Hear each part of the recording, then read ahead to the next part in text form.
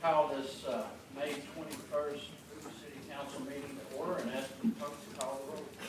Mr. Green? Here. Mr. Lyda? Here. Dr. Middlebrooks? Here. Mr. Murphy? Here.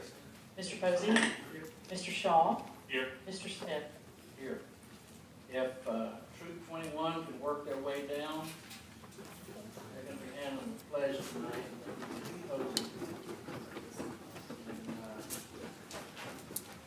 Once they get located, Madam Clerk, if you would please call the roll and if you would please include your family.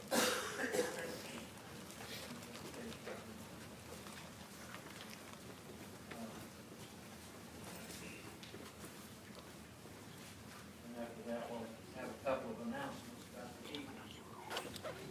Please stand.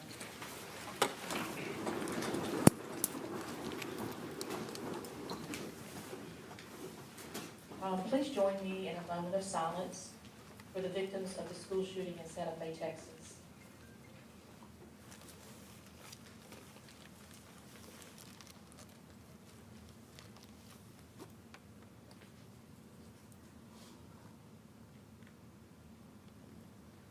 Lord, we pray for the community of Santa Fe.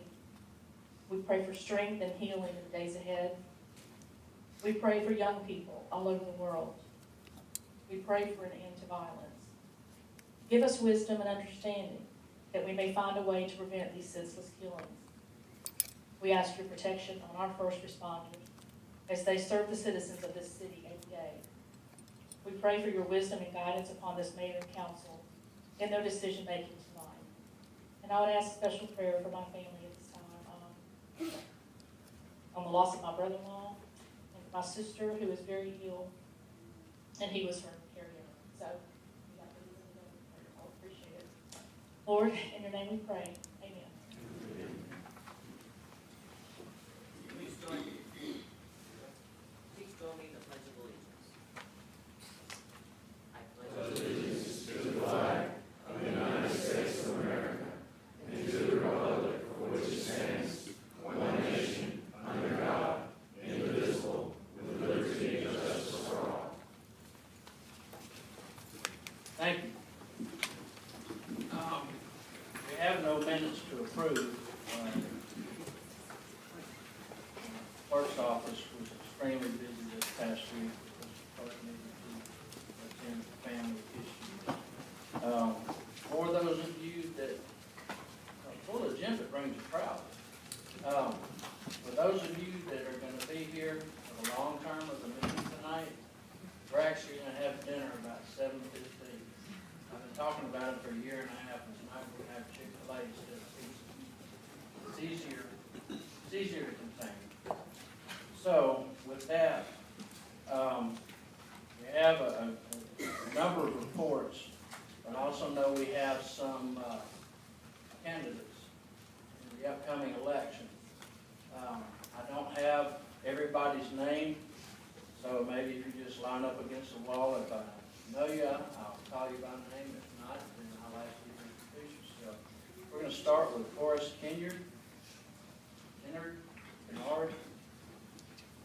do that right? Kinder. It's like potato potato, you know. Just right to the mic. We have 65,000 people at home watching on YouTube. Okay. Most of them live in Shelby Yeah, County. we can see them tonight. Good afternoon, everyone. My name is Attorney Horace Kiner. I am a resident of Hoover. I am an attorney. I have been practicing law for 20 years. My office is located in the beautiful city of Beltsville, Alabama. I primarily have practiced in the criminal division. I am a candidate for District Court Judge, Place 11. District Court Judge, seat Place 11. That's a criminal seat in the Beltsville division. I'm currently the president of the Beltsville Bar Association. I have most of my experience doing everything from capital murder cases, drug cases. This is a very important court. If you charge with any low-level offense, whether it's in Hoover, Midfield, Brighton, in the Cutoff, Pleasant Grove, those areas, it starts in the district court level. We have about 32 or 3,300 cases coming through that court every year. I would just also like to thank the citizens of Hoover and also the education system of Hoover. I have been here since 2006. My son is getting ready to graduate this Thursday night from Hoover High School at UAB Bartow Arena. His name is Tyler Kiner. He has been accepted into the engineering school at Auburn University. I'm very proud of that. And so I'm blessed also to be here tonight with my wife. Today is her birthday. I won't say how old you are, but I think the first letter started with a 5. And, Barely straight legged. and my good friend Carlos Kyle. I ask for your prayers and support on June 5th. District Court plays 11, and my motto is fair and just for all. You don't want your case to be decided before you even walk into the courtroom. And being a vessel, I have seen a lot of things over my 20 years of being there. So I just ask for your prayers and support, and I would like to just pass out a push card after this meeting. Thank you so much for your time and consideration. It's gonna be after the meeting. We'll be here a while. That's all. Thank you. Mr. Anderson, Jefferson County DA, for election to keep his job. Yes, sir. I'm Mike Anderson with Jefferson County District Attorney's Office. I'm the DA here in Birmingham. I was recently appointed by Governor Ivey. I've prosecuted criminal cases here in Birmingham with the DA's office for 34 years. I am a longtime Boy Scout leader. I'm an Eagle Scout. I believe in all of the principles that Scouting believes in when it comes to truth and honesty and being transparent. But let me tell you, there's nothing worse than having somebody in an office that tries to cover stuff up. And I'm not going to do that. I haven't done it yet, and I'm not going to start now. If you have an issue with the DA's office or an issue with a criminal case that's down before the court, call me. I'm down there. I'll talk to you. My people are going to talk to you. People in my office are dedicated prosecutors, and they do it because they love it. We're going to take care of the victims. We're going to take care of the cases, but that's my main priority. And like I said, I'm going to be here. If you have questions, please come find me. Vote June 5th, Mike Anderson, District Attorney, Republican primary. Thank you. Next, we have Mr. Amons. He's running for Mr. Carrington's seat, who is District 5. I've always just referred to it as the seat Mr. Carrington currently holds. We refer to it as the Carrington seat. Carrington seat. That just makes it easier. And he's done a fantastic job on that. And my name is Steve Ammons, and I am running for Jefferson County Commission District 5. And we appreciate your consideration. It's hard to believe there's almost 2 weeks left, 16 days, not that I'm counting. I have a load of experience. I spent 8 years on the state city council. Most of that is in pro tem. With heavy work in economic development to the point where we ended up with a AAA rating, financial rating, which is the highest in the state. I have a lot of experience with multi-jurisdictional agreements, working with the Hoover City Council as well as Jefferson County, Birmingham, doing things that save taxpayers money, just like activating equipment to pave a road at one time, and then pave the whole road, saving time, saving effort, saving headaches. Again, Steve Ammons, Jefferson County District 5, 16 days. If you haven't, I don't know if you can still register to vote. I think today was the last. 5 o'clock, right? Well, I hope you register to vote. Thank you. All right. Anybody else? Any other candidates? All right, next, Mr. Murphy had requested Dr. Murphy, Hoover City School Superintendent, come and speak for a few minutes. I'm not sure, Mr. Murphy, what all you hope she includes. I'm sure she will take care of about 98% of whatever we're looking for without any thought. So she says she can only stay up an hour and 45 minutes before she's obligated to another so. Sorry. Yes, thank you. I do want to thank Mr. Murphy for inviting me to come and spend just a few minutes with you. I know that you have a full agenda, and so I'll try to keep my comments brief. He did ask me to talk about strengths and weaknesses and opportunities, and I do want to just share with you, not that I'm here to convince you what a terrific school district we have. I hope you already know that. And to our audience, I certainly hope you know that. I do want to thank you, though, for this opportunity. And on behalf of our students and our school district, I want to just ask for your continued support. And I'm not just talking money, I'm certainly talking all the different ways that you all support our children in our school district. I am leaving shortly after presenting. We have a student who's being recognized with an art award, and I certainly want to spend some time with her. We have had a terrific school year in Hoover. We're about to bring closure. As you may be aware, we have Spain Park graduation on Wednesday, Hoover High School on Thursday. If you go out and you take a look at the niche ratings for our school district, our overall grade is an A+, and I agree with that grade. And we're proud of that particular recognition. All kinds of ratings come out, but we do often look at this to just give us an idea of how we compare with others. If you look at our school district in that same ranking, we have an A in academics. Our teachers have an A+, and it's well deserved. Let me give you just a couple of examples. Our school district is ranked as the first best school in this state out of 132 school districts to teach. Some teachers who have been particularly laudable this year, we have Lincoln Clark, who was District 3 Secondary Teacher of the Year. He was a part of the Sweet 16, recently acknowledged for that. Carol McLaughlin was District 3 Teacher of the Year. She made the Final Four for Teacher of the Year for our state. Jerry Evans was selected for Jacksonville State Hall of Fame as an inductee. Jennifer Hogan was recognized this year, 2018 Alabama Assistant Principal of the Year. Vinnie Chiramonte was acknowledged as the National Milliken Award winner, and Becky Peterson as the Elementary PE Teacher of the Year, and I could go on and on for the accolades for our faculties and staffs and administrators, and we're very proud of them. For diversity, our school district received an A-. For college preparation, we received an A+. For health and safety, we received an A+. And let me acknowledge a few schools. Simmons Middle School was recognized just a few weeks ago for the Attorney General Safe School Award. We have been acknowledged as the #1 safest school district in the state out of, again, 132. Deer Valley Elementary School was acknowledged last week as a National School of Character. River Chase Elementary School this year was named a National Blue Ribbon Lighthouse School, and Bluff Park Elementary School has just been given word that they're being designated an Alabama Bicentennial School. So lots of terrific things happening in our schools. While we would love to have the #1 and 2 slots, if you read the U.S. News and World Report rankings of schools, Spain Park was acknowledged as number 14 in the state. Again, we want #1 and #2. Hoover High School was acknowledged as number 26, the best in the state. And that means that we have plenty of opportunities to grow and challenges in front of us, and we look forward to continuing to climb the ranks.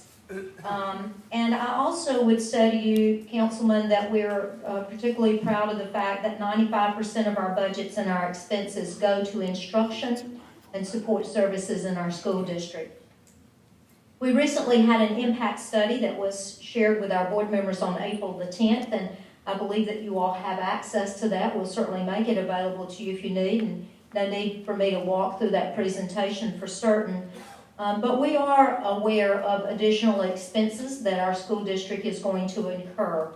We are absolutely delighted with our purchase of the River Chase Career Connection Center.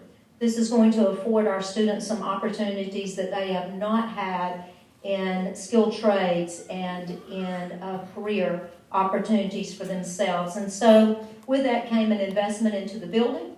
There'll be an investment into personnel and resources and materials, and so while it's a terrific opportunity, it does come with expenses.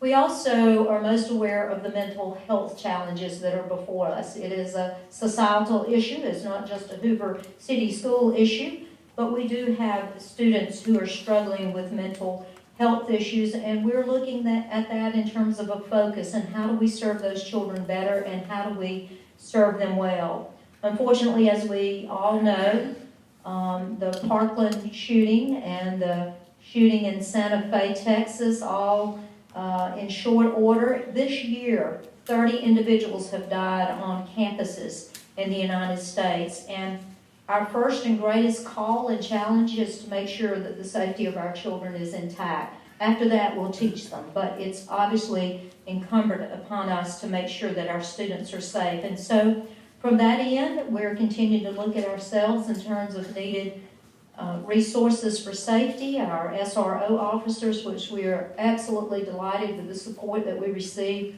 from our mayor and from you, councilmen. We also are in the midst of rezoning our schools. And with rezoning has come additional costs for us. We're going to need 10 additional buses to transport those students to the various schools. And so with buses, you have drivers, you have maintenance, you have fuel, and all the other associated costs. We also are finding that many additional children are needing individualized education plans written for them. And those students are warmly embraced by us. But some students, in terms of their needs, exponentially increase cost per student. Not something we resent at all, but it certainly, from last year to this, we've had almost 300 additional students having individual education programs written, and again, with those come costs. And I also remind you, councilmen, that we have a debt in our school district. I didn't get to be here in the glory days of building these terrific schools. We're here now, though, to make sure that we're meeting that debt. And there's $168 million in debt that we have as a school district. We have 3 separate bonds, and one of those bonds will actually increase $1.5 million in 2020, and that doesn't count the additional cost of the other 2 bonds. And so I'm here to say to you what a terrific school district we have. I'm here to say to you that we still have challenges in front of us. We still have opportunities to grow and work to continue to keep those number 1 slots and get into those number 1 slots where we have not achieved that so far. The long-term needs and challenges are there, and those challenges will come with needs for finances. We are exceptionally grateful for the increase that the council has afforded to our school districts, but we certainly realize that as we go forward, and particularly based on our impact study, that there are going to be additional costs that's going to be incurred by our school district.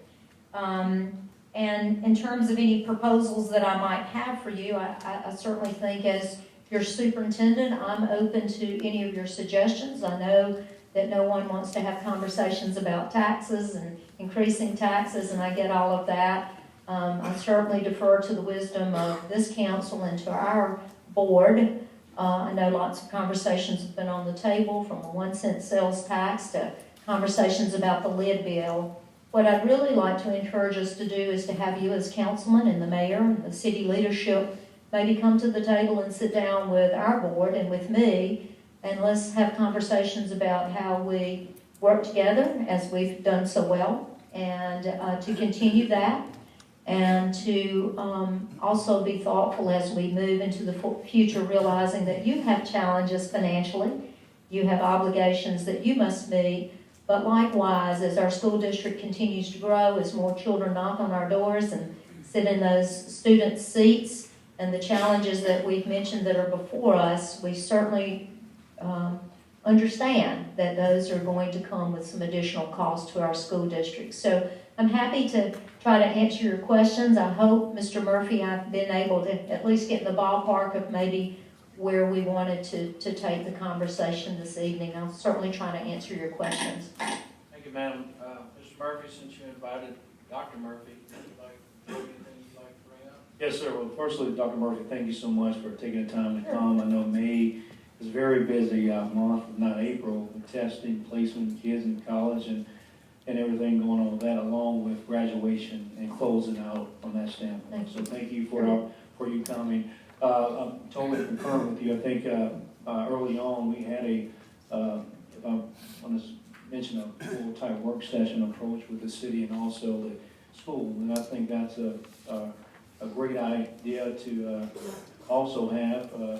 As education chair, I'd love to kind of schedule that out, and if we can get that done. So I think when you talk about state of the city and state of the school addresses, both entities know what things they are facing, but the school system is a huge asset in our city. And I think we have worked well together, and I want to continue that move on, so hopefully we can kind of schedule something like that in the near future. But again, thank you so much, and thank you, Mr. President Smith, for allowing her to be on the agenda today. Any other questions for Dr. Murphy? Mr. President, Oh, Dr. Murphy, a few weeks ago, you went over the impact study, you laid out a lot of possible construction needs. Yes. Adding on various things, and watching that meeting, it was quite a big list. Do you kind of have a timeline for a start on that you can share with us? We do. We realize that 3 of our schools are going to be pretty short order in terms of needing some additional space. Berry Middle School, we're hoping by the fall of 2021, we'll have 16 additional classrooms. River Chase Elementary School by the fall of 2021, 8 additional classrooms. And for Gwynn, by the fall of 2024, we're looking at 8 additional classrooms. We actually have in our impact study a 6-year layout of what additional obligations that we'll have. We've looked at the growth of the city and its residual impact and the growth of our student population and meeting the needs of those students. In addition to that, other operational and capital outlay needs. And so we have a 6-year layout of what that would look like for our school district. Thank you. Anyone else? Yes, Mr. President. Randy? Doctor, the lid bill, you mentioned the lid bill. Would you Yes. talk about that a minute? I'm not sure how much space is left on the lid Yes. bill, so to speak, and just what process there is to go through should you decide to move in that direction. Sure. As a school district, we have another 2.4 mills that we could get to before hitting the lid. And would just remind our council that the value of 1 mill is $1,515,176 for us. As you know, that's quite different in this state from some of our other communities where it's sub 100,000 for a mill. So we are blessed from that end, and that's because we have such a terrific city. So there are 2.4 mills additional that we could move toward. Obviously, it would take a constitutional amendment should we choose to make such a request to go above that 75 mil, which is the lid ceiling on that. It's a rather arduous process. I think it's fair to call it that. It would take some time, and it would take a presentation of that to go through our legislative process and then back to our city for an eventual vote on lifting that lid bill for us. Thank you. Anything else? Dr. Murphy, thank you for Thank taking you. the time to come visit, and I will get Mr. Murphy to see what getting with the council and the school board about getting everybody together for that meeting that we'd like to have.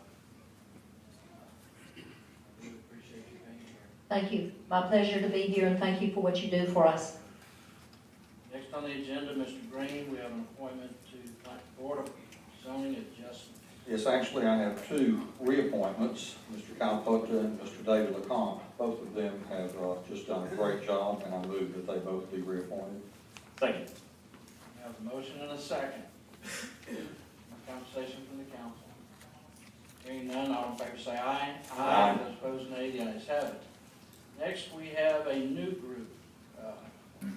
Posey has sweated and lost some hair over this the new Hoover Arts Council. In this process, the mayor has 2 appointments and the council has 4 appointments. Do you have anything you want to say prior to bringing the individuals for consideration? Sure, Mr. President. I want to thank everyone who did apply.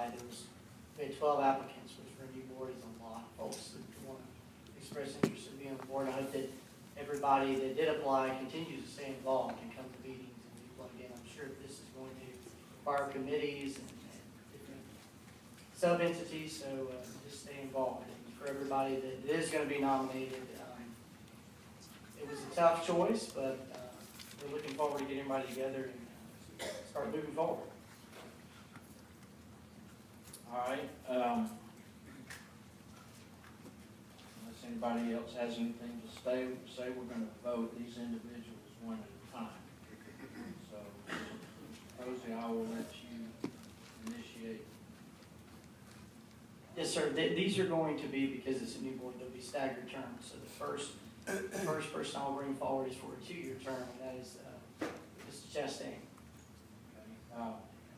Prior to that, the mayor has 2 appointments. Do you want to identify who that would be? Okay. So I'd like to nominate Ms. Linda Chastain for a 2-year term on the Hoover Arts Council. Okay. We have a motion and a second. Any conversation? Hearing none, all in favor say aye. Aye. Those opposed, nay. The ayes have it. The second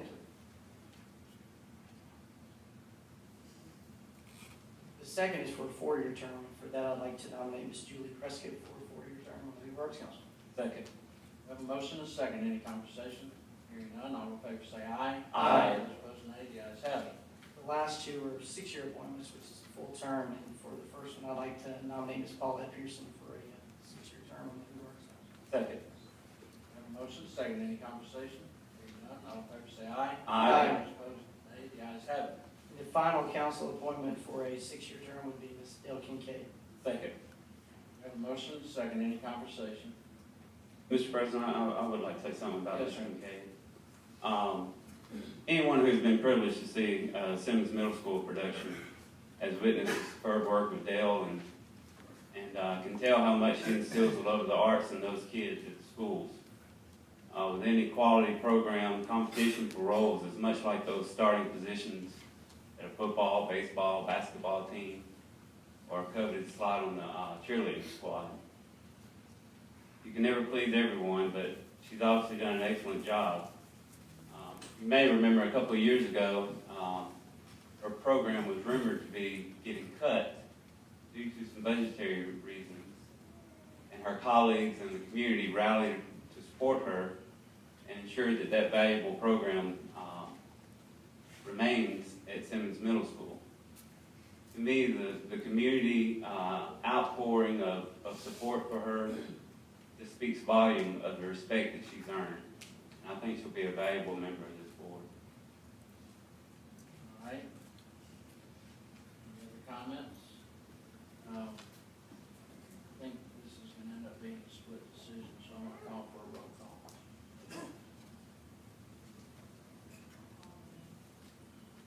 On this individual? On the last one, Kincaid? Yes. On appointment for Dale Kincaid. Okay. Mr. Green? Aye. Mr. Leiter? Hey. Dr. Middlebrooks? Aye. Mr. Murphy? Aye. Mr. Posey? Aye. Mr. Shaw? Nay. Mr. Smith? Nay. So, unfortunately, she is not appointed. You have anyone else that you'd like to recommend at this time? Or we can have another. We had one more person that was very close. Yeah, we did.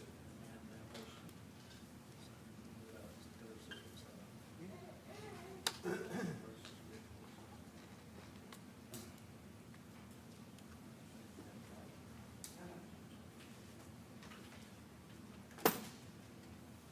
I want to get started. I want to get this work. Obviously, so.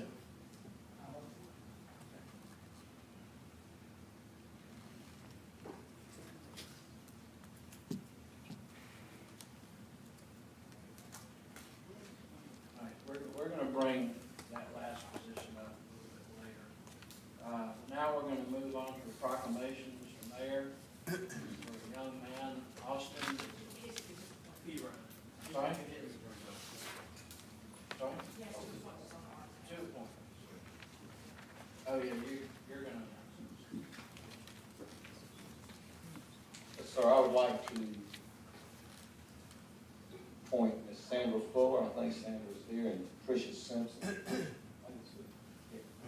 Y'all would come up and like to get a picture with you, and I would ask for the council's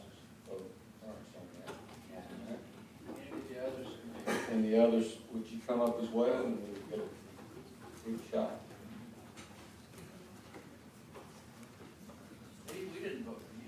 I think you're going to practice Lori's 1, 2, 3. We're gonna need your help though. Okay.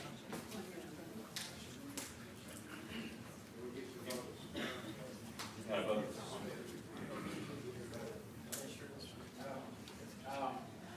Before taking the picture, the mayor requested a vote of concurrence. Do I have a motion? So moved. Second. We have a motion and a second. All in favor say aye. Aye. Those opposed, nay. The ayes have it. There you go, sir.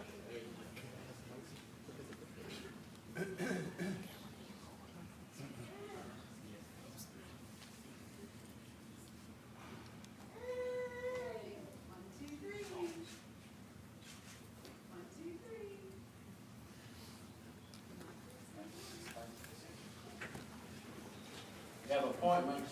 Fortunately, right now, you don't have any. Hopefully, we'll work on that come September. Mr. Mayor, now I believe we have a proclamation.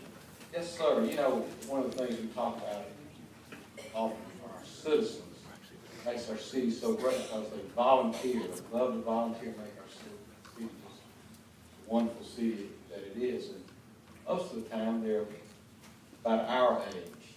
We're really starting young in Hoover. And I want to introduce you to Austin P. Ryan and his mom TJ and Rhonda. And I'm going to ask Mr. Light, who introduced us to him, to say a few words about young Austin. And if y'all would come up, we'd love to have a proclamation written or presented to you after we hear from Mr. Light. Thank you, Mayor. As you eloquently said, it's often that we wait till later in life to give back to the community. We talk a lot about that. This young man who prefers to go by President Austin has started at the age of 4 giving back. As a proclamation reads, you'll understand more about what he does. But his work came to light as a result of CBS Evening News in early May doing a story on him. So I would encourage you to go and Google President Austin CBS News and read that story. And like me, you'll be incredibly impressed with what this young man and his family are establishing at a very, very young age. So, President Austin, we are incredibly proud of you. Thank you for being here and allowing us the opportunity to recognize you in this manner. Mr. Worley, you'll read the proclamation. Whereas Austin P. Ryan is a 4-year-old superhero using his power to feed the homeless and show love. And whereas Austin P. Ryan was watching a TV show with his dad about pandas and was concerned when the mama panda abandoned her baby. And whereas Austin started a conversation with his dad about homelessness and people being hungry. And whereas Austin found out from his dad that people were homeless and without food in his own hometown, so he wanted to help, and he says he just feels like it's the right thing to do. And whereas Austin goes out on the streets wearing a superhero red cape and gives the homeless chicken sandwiches and leaves them with this thought, don't forget to show love. And whereas one of the men that Austin offered food asked him what to call him, and Austin merely said, President Austin. And whereas Austin says feeding the homeless is the highlight of his life, and whereas Austin P. Ryan will be eligible to run for president in the 2052 election. Now, therefore, I, Frank B. Mercado, Mayor of the City of Hoover, do hereby recognize that Austin P. Ryan is a superhero in the City of Hoover, and we should all remember his message, don't forget to show love.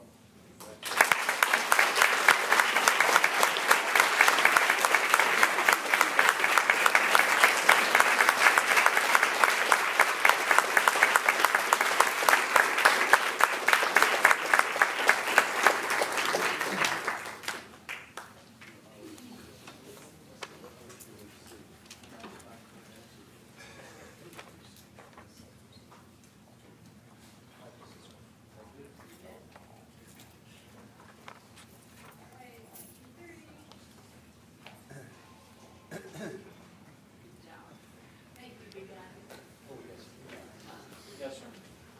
While Dad's approaching the microphone, I would like to know, I'm going to be a little over 100 by then. And I vote absentee now.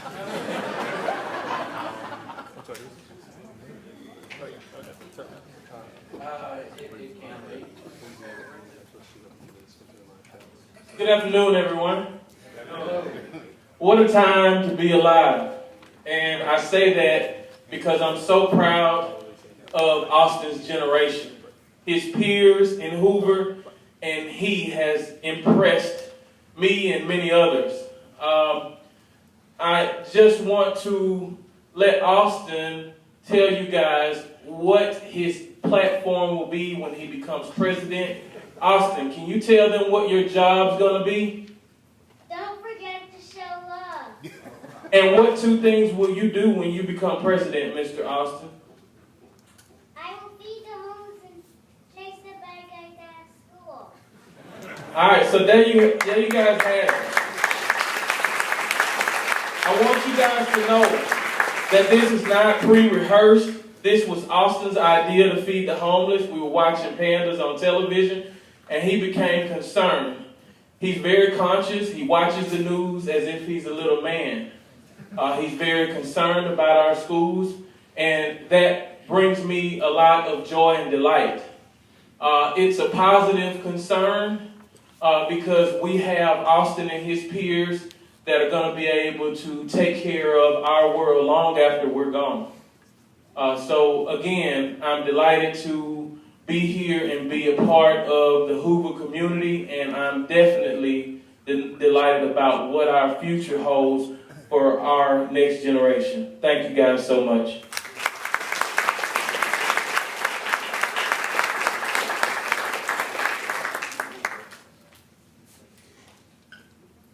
I have a feeling he's going to be up here holding the gavel before he becomes president.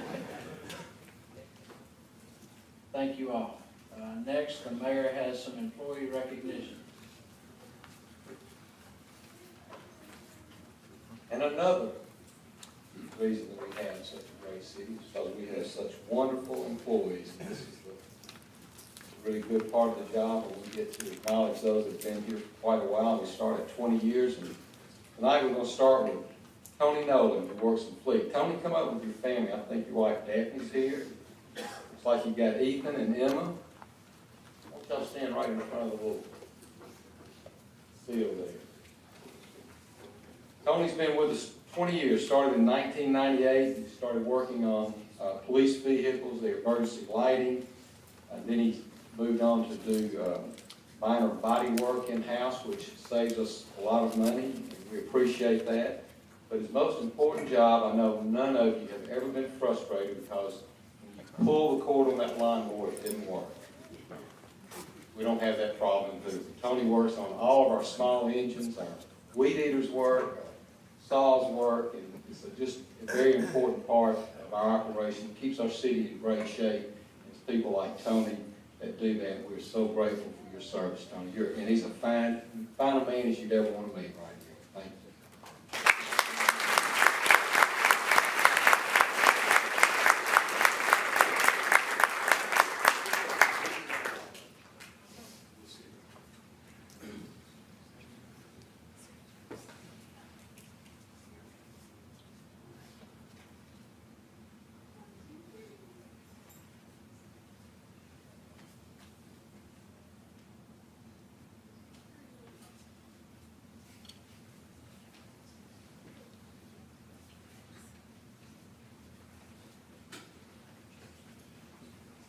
And then next we have Melissa Woods. Melissa, come up.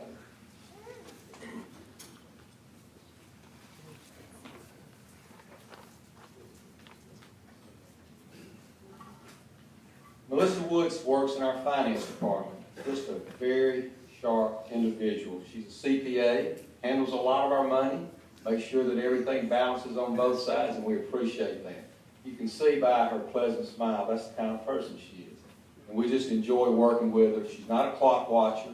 She's somebody that's there working hard for us every day. And it's really tedious work. And I appreciate all that you do. And thank you so much for your 20 years of service.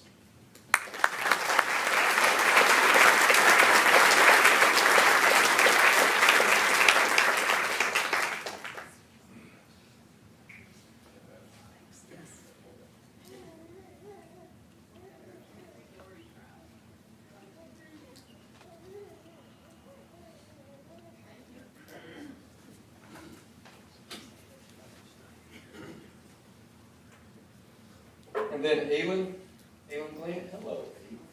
Elin's here with her husband, David. Even as with the library, what a great library we have. And it's because of individuals like this young lady right here that just makes it an outstanding operation. But even was hired May 11th, 1998 as a clerk typist, and she became an administrative assistant in 99. They became a full-time library assistant in 2001, and in 2009 she became a library public relations specialist. And today, if you've ever seen the great brochures and the calendars that are designed in the library, it's a result of her handiwork. And we just are so grateful for her and what she does. She's a really hard worker. You can't walk into the library any time of the day without seeing her. And we just appreciate all that you do. And she's one of the reasons that our library was voted the best customer service in all of Hoover. And it's because of individuals like you. Thank you so much.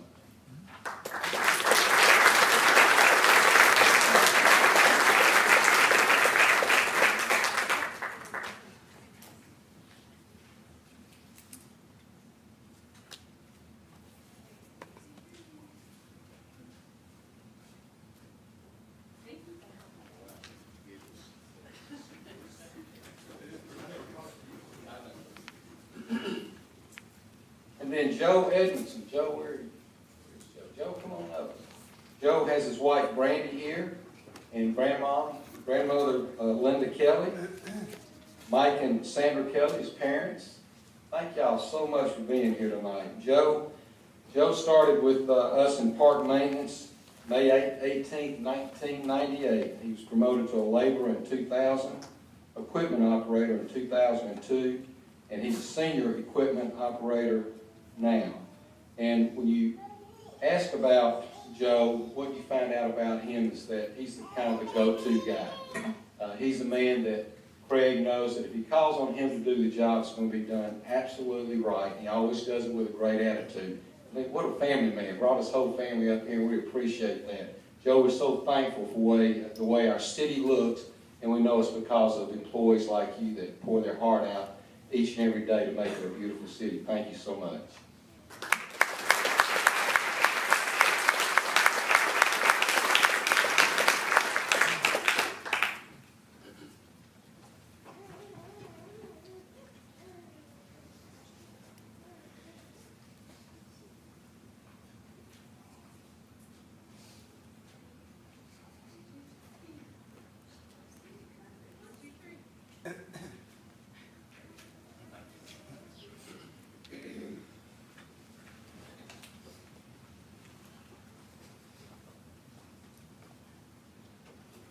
And then our last one is with the fire department, Lieutenant Marshall Tyler. Marshall, come up here with his wife Jessica and daughter Peyton, and I think I heard Everly maybe getting a little restless. There she is. Marshall was a lieutenant with us, came to work here in 1998 as a recruit, and became regular status firefighter in 1998 in November. In 2013, Marshall was promoted to lieutenant, and he's currently assigned out at Greystone at engine number 9. I've worked with Marshall my whole career, and he's a great guy, wonderful attitude, an outstanding firefighter, and now he's in a leader position as a lieutenant at engine 9, and just does a great job. And I can tell you that's exactly right, baby. Anytime you are willing to follow a man into a fire, you know that he's a good person. I'd follow him into any fire that happens in the city of Hoover. He does a great job, and we appreciate all of your service, Marshall.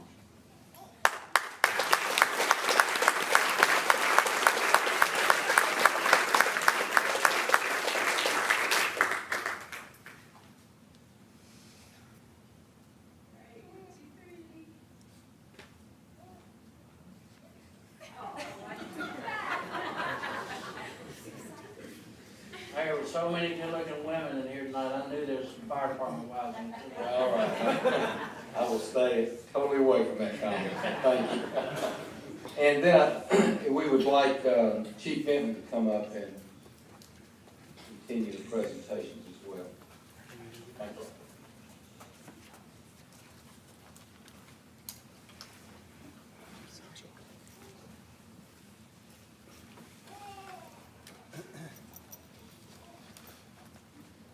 You know, on behalf of the Hoover Fire Department, President, Council, visitors, it's always a wonderful time to be able to come and to share with you our promotions and new hires, and tonight is no exception.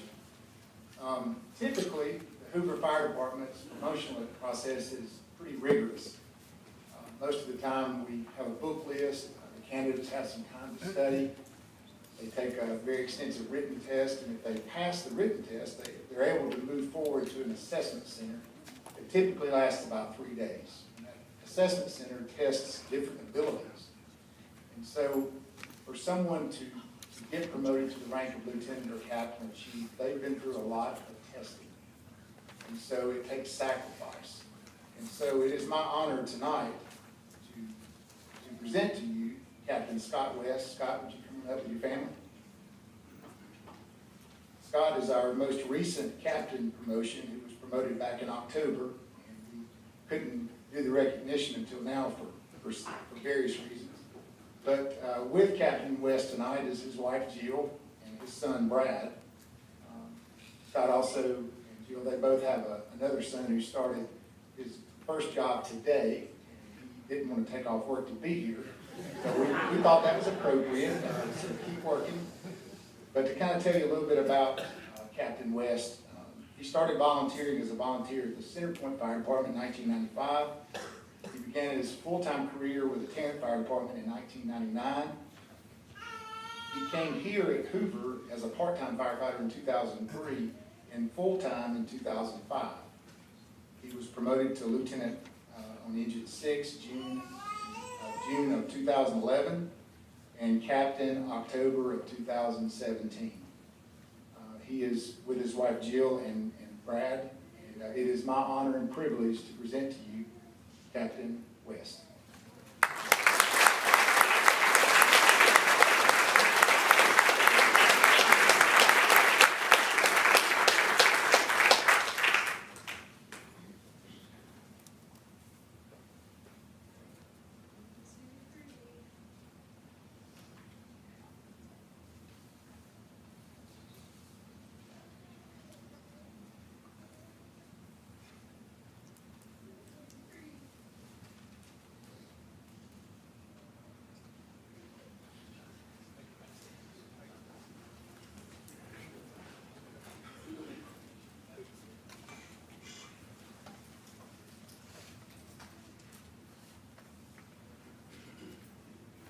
Chief? Oh, swear it in. Okay. Right there. Do solemnly swear to support and defend the Constitution of the United States of America and the state of Alabama. I will faithfully discharge my duties as captain of the Hoover Fire Department to the best of my skills and abilities.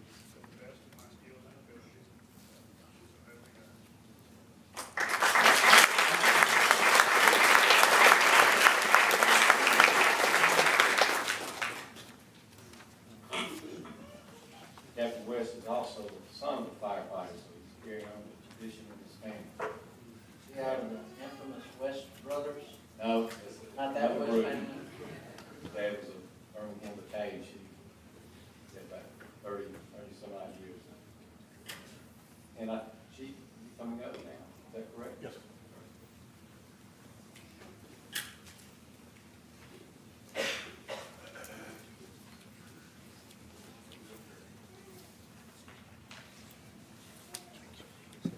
Council, I appreciate the opportunity tonight to introduce you to the newest member of our staff. But before I do, we've got some exciting news that alcohol, tobacco, and firearms, we've been trying to get another bomb dog from them. Our first one that we had worked 10 years for the city, retired last year, Hans. Hans was everywhere.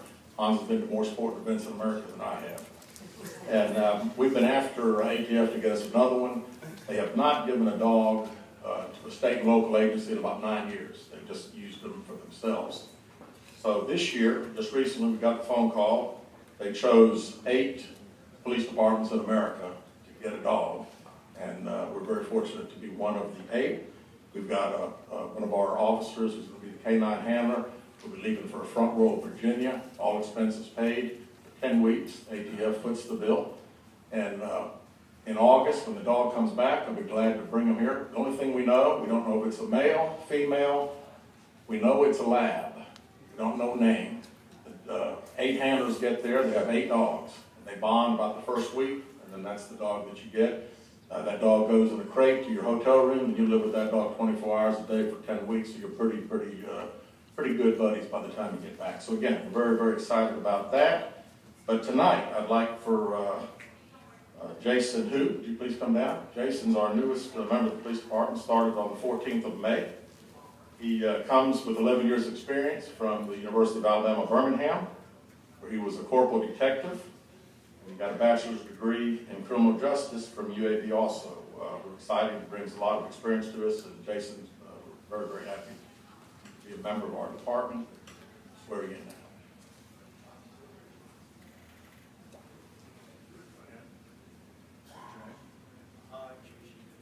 A police officer of the city of Hoover, Alabama. You solemnly swear that I will, to the best of my skill and ability, faithfully discharge all duties required of me, and execute the orders of my superior officers. All cases to uphold and enforce the criminal laws and Constitution of the state of Alabama, the ordinances of the city of Hoover, the criminal laws and Constitution of the United States, and obey the rules governing the police department. So help me God. Congratulations.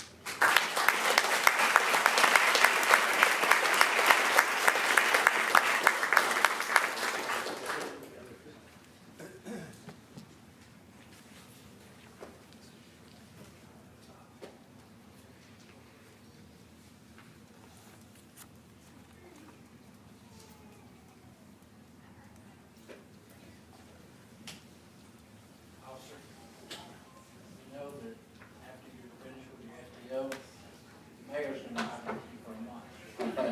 No sweat. All right, Mr. Lytle, I think you wanted to point a person through. Yes, sir, Mr. Smith, thank you for recognizing me for this. I want to acknowledge and welcome to the chamber Dr. Brandon Perry. Dr. Perry is a born and bred Hoover man. He went to Glenn Elementary School, Simmons Middle School, and Hoover High School. He got his undergraduate degree from Birmingham Southern College, and he's recently graduated from the UAB School of Optometry. Probably his greatest accolade is he's the grandson of Jim and Sarah Perry. He's accompanied tonight by his grandmother. But we have countless numbers of youth who grew up here that become just outstanding, successful citizens. And Brandon, or Dr. Perry, I should say, his star has been rising since a very young age. He was a baseball standout at Hoover High School and at Birmingham Southern. And I know that he will continue to be a great success, and we hope you choose Hoover to practice your trade here. But Dr. Perry, if you would stand and be recognized, please. Welcome.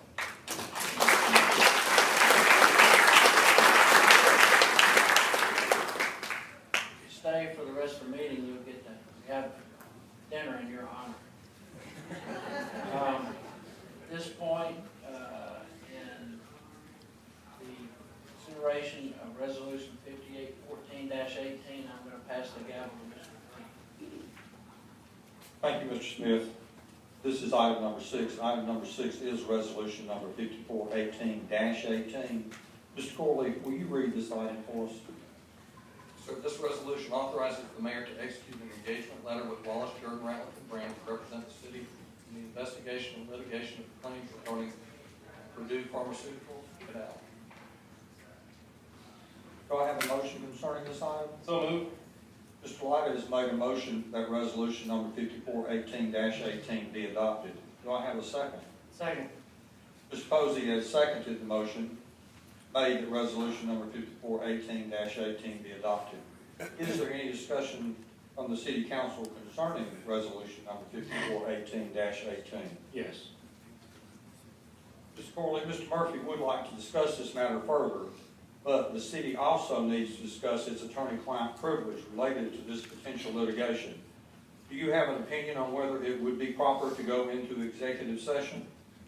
Yes, Mr. Green, I've reviewed the matter on which the city council is considering convening an executive session for discussion with legal counsel regarding a legal matter, and certified that in my legal opinion, this matter is appropriate for executive session under Alabama law. Thank you. Members of the City Council, I need a motion for the City Council to go into executive session for the purpose of discussing with the attorney the legal ramifications of and legal options for controversies not yet being litigated but imminently likely to be litigated or imminently likely to be litigated if the City Council pursues a proposed course of action. So moved. Second. Mr. Blight has made a motion that this body enter into executive session. Mr. Posey has seconded that motion. Ms. Hanley, would you please conduct a roll call vote for this motion? Mr. Green? Aye. Mr. Lyda? Aye. Dr. Middlebrooks? Aye. Mr. Murphy? Aye. Mr. Posey? Aye. Mr. Shaw? Aye. Mr. Smith?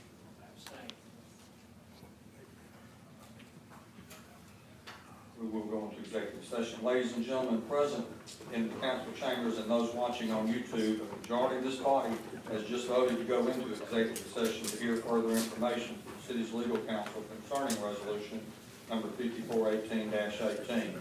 As required by law, any deliberation between the members of this body relating to resolution number 5418-18, based upon the advice of the city's legal counsel, will be conducted in the open portion of the meeting when the council reconvenes immediately following the conclusion of the executive session. The city council expects to reconvene in approximately 15 minutes. At the conclusion of the executive session, the council will now enter executive session at the city council conference room.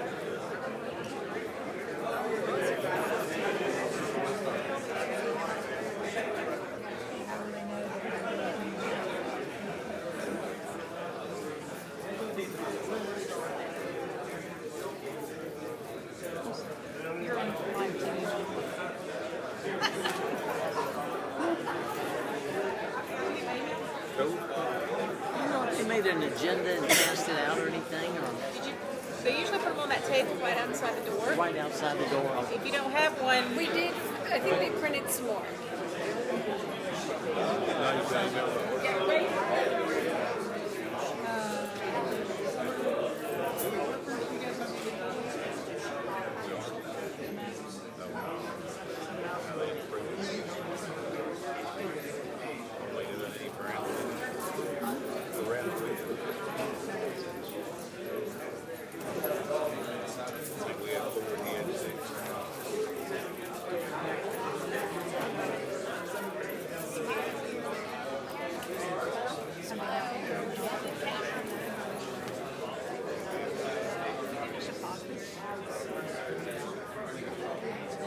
Yeah, I don't think that probably didn't appear there. Because, when you ask them, they said, you know, if you ever, you don't want to repeat the deal, pass, or every time it's passed.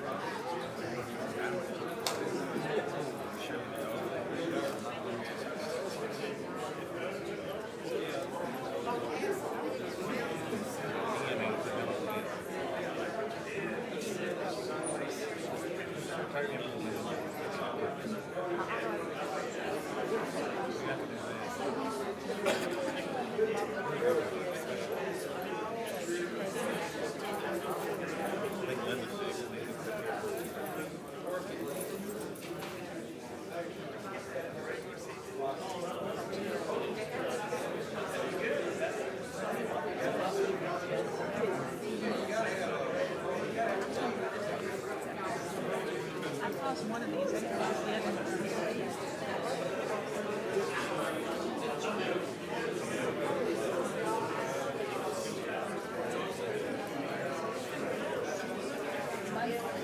Monthly is that way. Weekly is but just for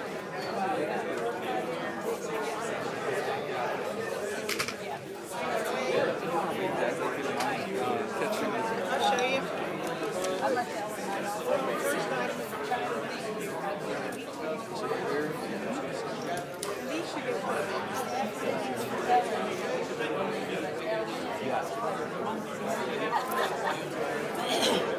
Go check them out. She look cool real bad. You need the agenda. Anything? Is there one over? Yeah, I don't have a menu.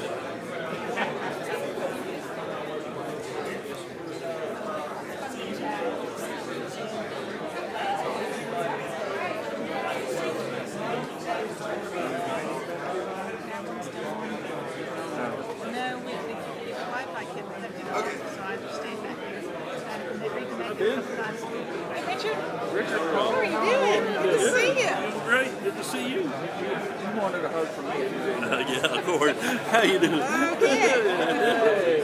Well, Trustville guy. I'm secure. Me too. You doing all right? Yeah, I'm doing great. How about you? You are still in Trustville, aren't you? Yeah. Me too. Still hanging out. Haven't had to do yet. What do you have on the agenda? You gotta have something. You don't come just to visit us. No, I'm doing the little thing on the back of the traffic.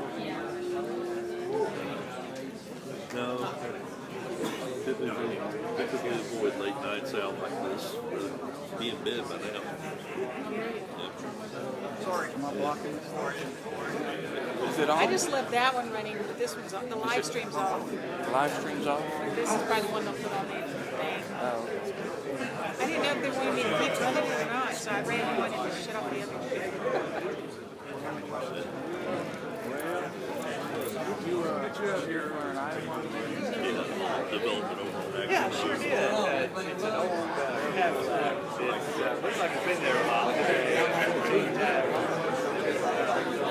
Yeah, I went down to the dog. Yeah, I hope so. I'm going to send out notice. Y'all got the police, but I'm going to send notice first. It's right in front of a house. It's probably the owner. Looking at the video, probably somebody passed away or something, or maybe can't drive anymore. And I can see why it would be. Because it's real close to be turned off the house here, right into there, and there's not a lot of room to adjust. Real close to the road.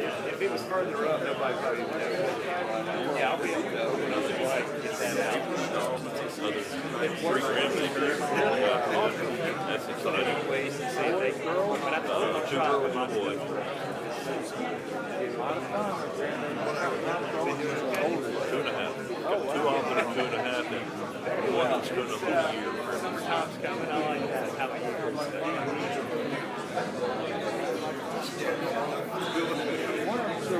That's your favorite month. I'm a June baby, so I love that. Weather all the time. We're going to go. I'm sure I had a lot of It's like a log cabin. Oh, it's in Florida. It's cold.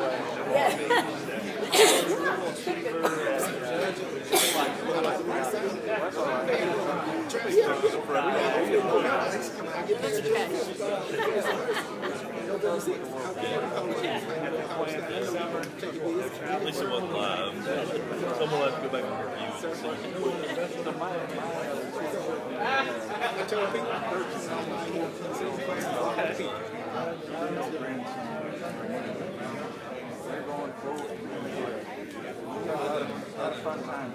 Is that for fun or a mission trip? Or 2 on last Saturday night? They need to hear it. It's 10:30. It's way past their bedtime. It's past my bedtime. I remember you talking about that. That was a heck of a I was going to say, that'd be a hard one to beat. This one they starts having barbecues. Tired by the end of the night, lay down on the floor, throw a blanket over and just start rolling around. That's in the circle. Trying to keep her over her parents. She sleep all night. You might have insurance. Some judges got to $500. Well, good to see you, miss. All right, you too, Richard. Yep. I'm the type of person that send another court date, bring your insurance card, and court show me proof you got insurance card. You got any idea? You can go to That's just common sense. I live in a town. I got you here. Can I get you one? I got one from Derek. Okay, then. Derek I got you. That's be on your own time. So you're within, that's good. I have been gone for, unless he never hired for $98, I've been gone. Okay. So you've been same call from here on out? Oh, that's right.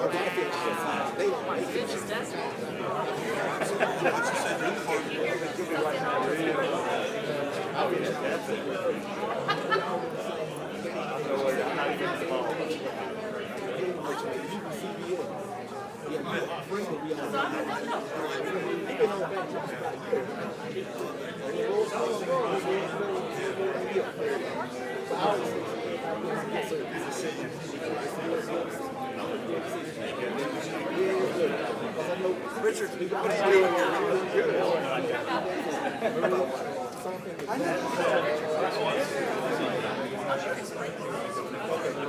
okay, it's not that you all just steps 3:30. No, you could be investing this meeting and hand over here, send up this way for some reason. I see what you mean. Keep like I said, You were able to, like you said, we are still work.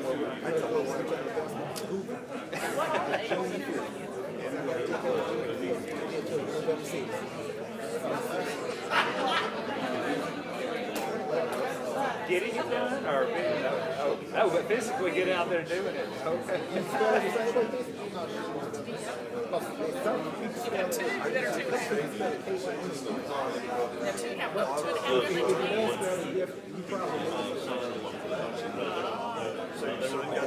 They just have to fight together.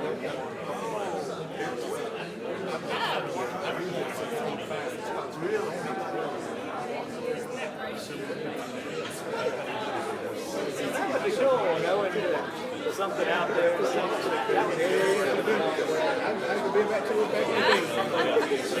What I meant to say,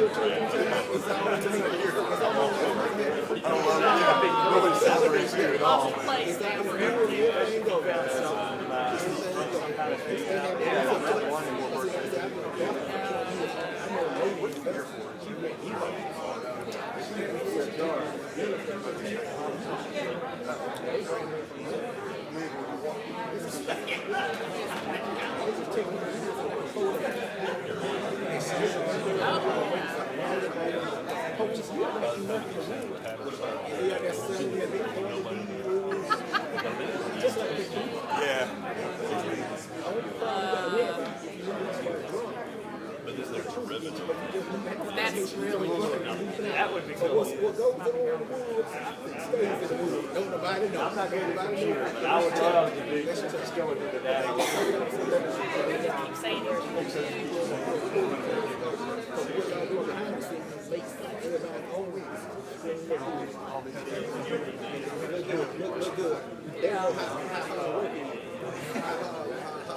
I have to admit, I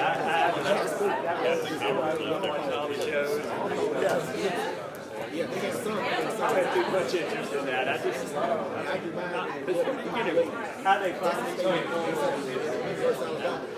I can go back. Once I get down, I see them over producers doing stuff. Yeah. They count down, I'm like, who's that? Get a little mic on me. God bless you. That's what I want to do. That's what I want to do.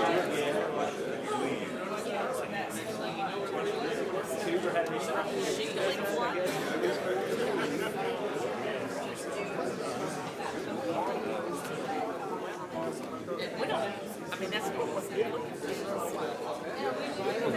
I didn't want to do another election. I said,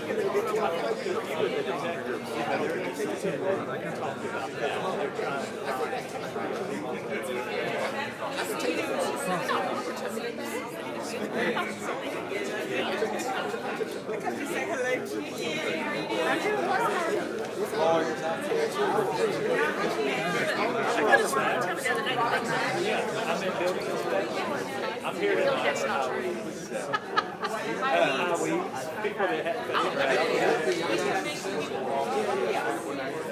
It's a lot for two.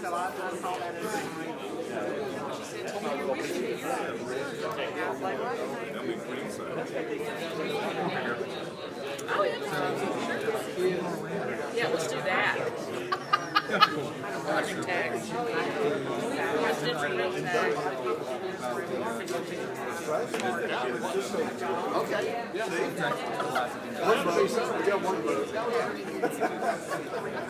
Hey, that's, you're pretty trusting to walk up and say yes to this man. I know this.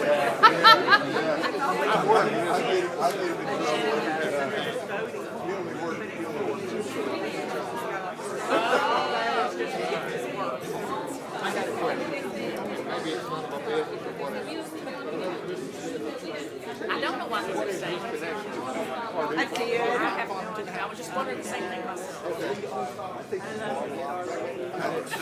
I didn't know if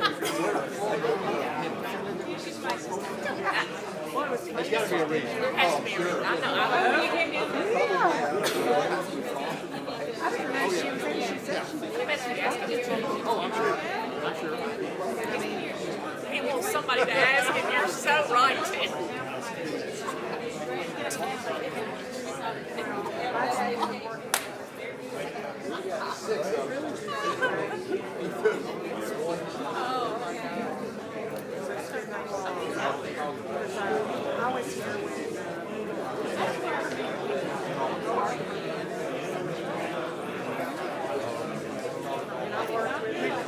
Melinda's free.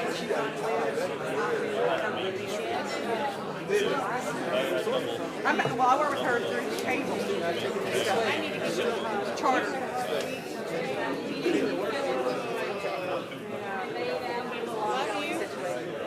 Is your sister with you?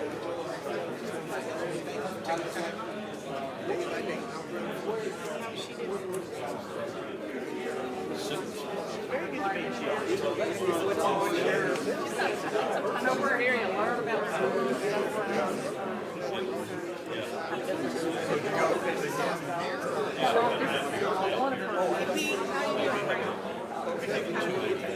What? I had to think about it. You know Margie? Huh? RGP? You know Margie? You doing good? Have you got it all figured out? You do? 5 years. Before we're broke, or before we're back in the black? Before I'm out of here and someone else will take it out. Oh, that's fine. How many you got now? How many you Oh, I have 21. You're going for 26. Well, that gives me Oh yeah, we got to take all we can get. No, but that'll give me my 10 years of students. What does they say? Get all you take all you get. Hey, look, I can Oh, I know. Oh, and one guy said, get all you can all you get, sit on the can. Don't let anybody else get it.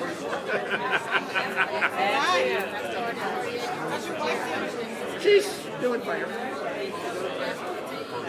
She wound up having some seizures here about 2 months ago. But hasn't had any more. Oh, Thalia was telling you about it? Yeah, she hasn't had any since, and I don't suspect she will, to be honest with you. The biggest thing is, because she had a seizure, they told her she could drive. You know. And suppose that stayed on. But then I read about a friend that their child, who was a senior, had a seizure,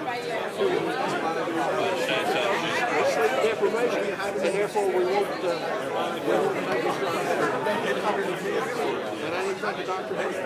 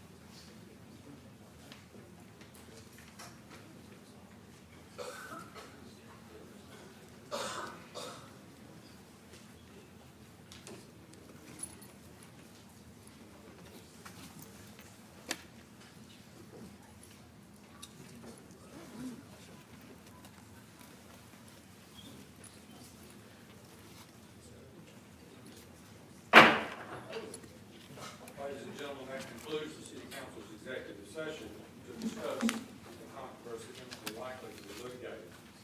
Before we enter into executive session, Mr. White made a motion, and Mr. Posey seconded this motion, that resolution number 5418-18 be adopted.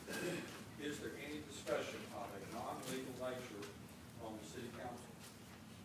Mr. President, one of the points of discussion has to do with the way the resolution is written, because it calls for the investigation and litigation of claims, and there's been a lot of discussion as to maybe taking it and doing it separately, and having one be the investigation and one being, and another resolution coming forth being litigation after that discovery. And I just want to put that out there for a formal discussion. Discussed, or you making a motion? I think we need to discuss it. Okay. Any discussion from the council? Mr. Posey, I hear what you're saying. I think Mr. Corley and Ms. West were very clear in that the resolution before us covers both of those in one resolution. What we're doing is engaging our Wallace Jordan to investigate and be our representation should the city decide to move forward. I think we did talk adequately about how that process will work. Mr. White, I just want to add that I did hear what Mr. Corley said, and that my problem with this was that it was written in this resolution in the investigation and litigation of claims. Any other comment from the council?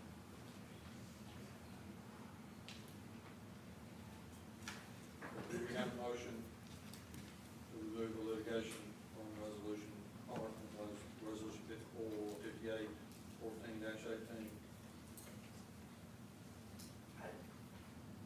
I just think that what we would be doing is we would be taking, if we broke it apart, and having another resolution for something that we have in writing here, that if we have the investigation doesn't pan out, we just say no. We don't have to move forward. I think that's what we were talking about, Philip, is that we as a client can say no to moving forward. That's what we want to do.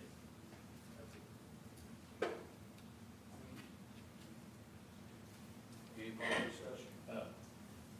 Ms. Corley, this discussion up here, does that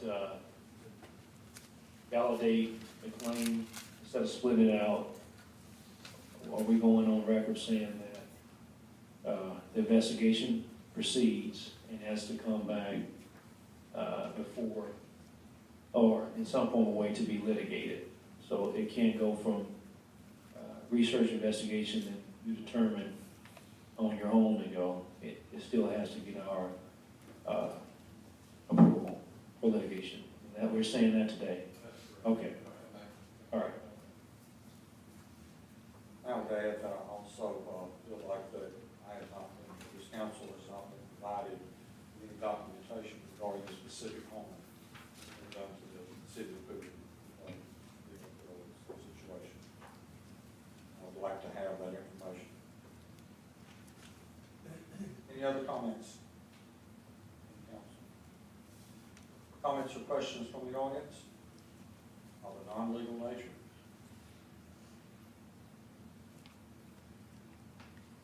All right, are there any other questions that are not of legal nature concerning this resolution? Council or the audience? Okay.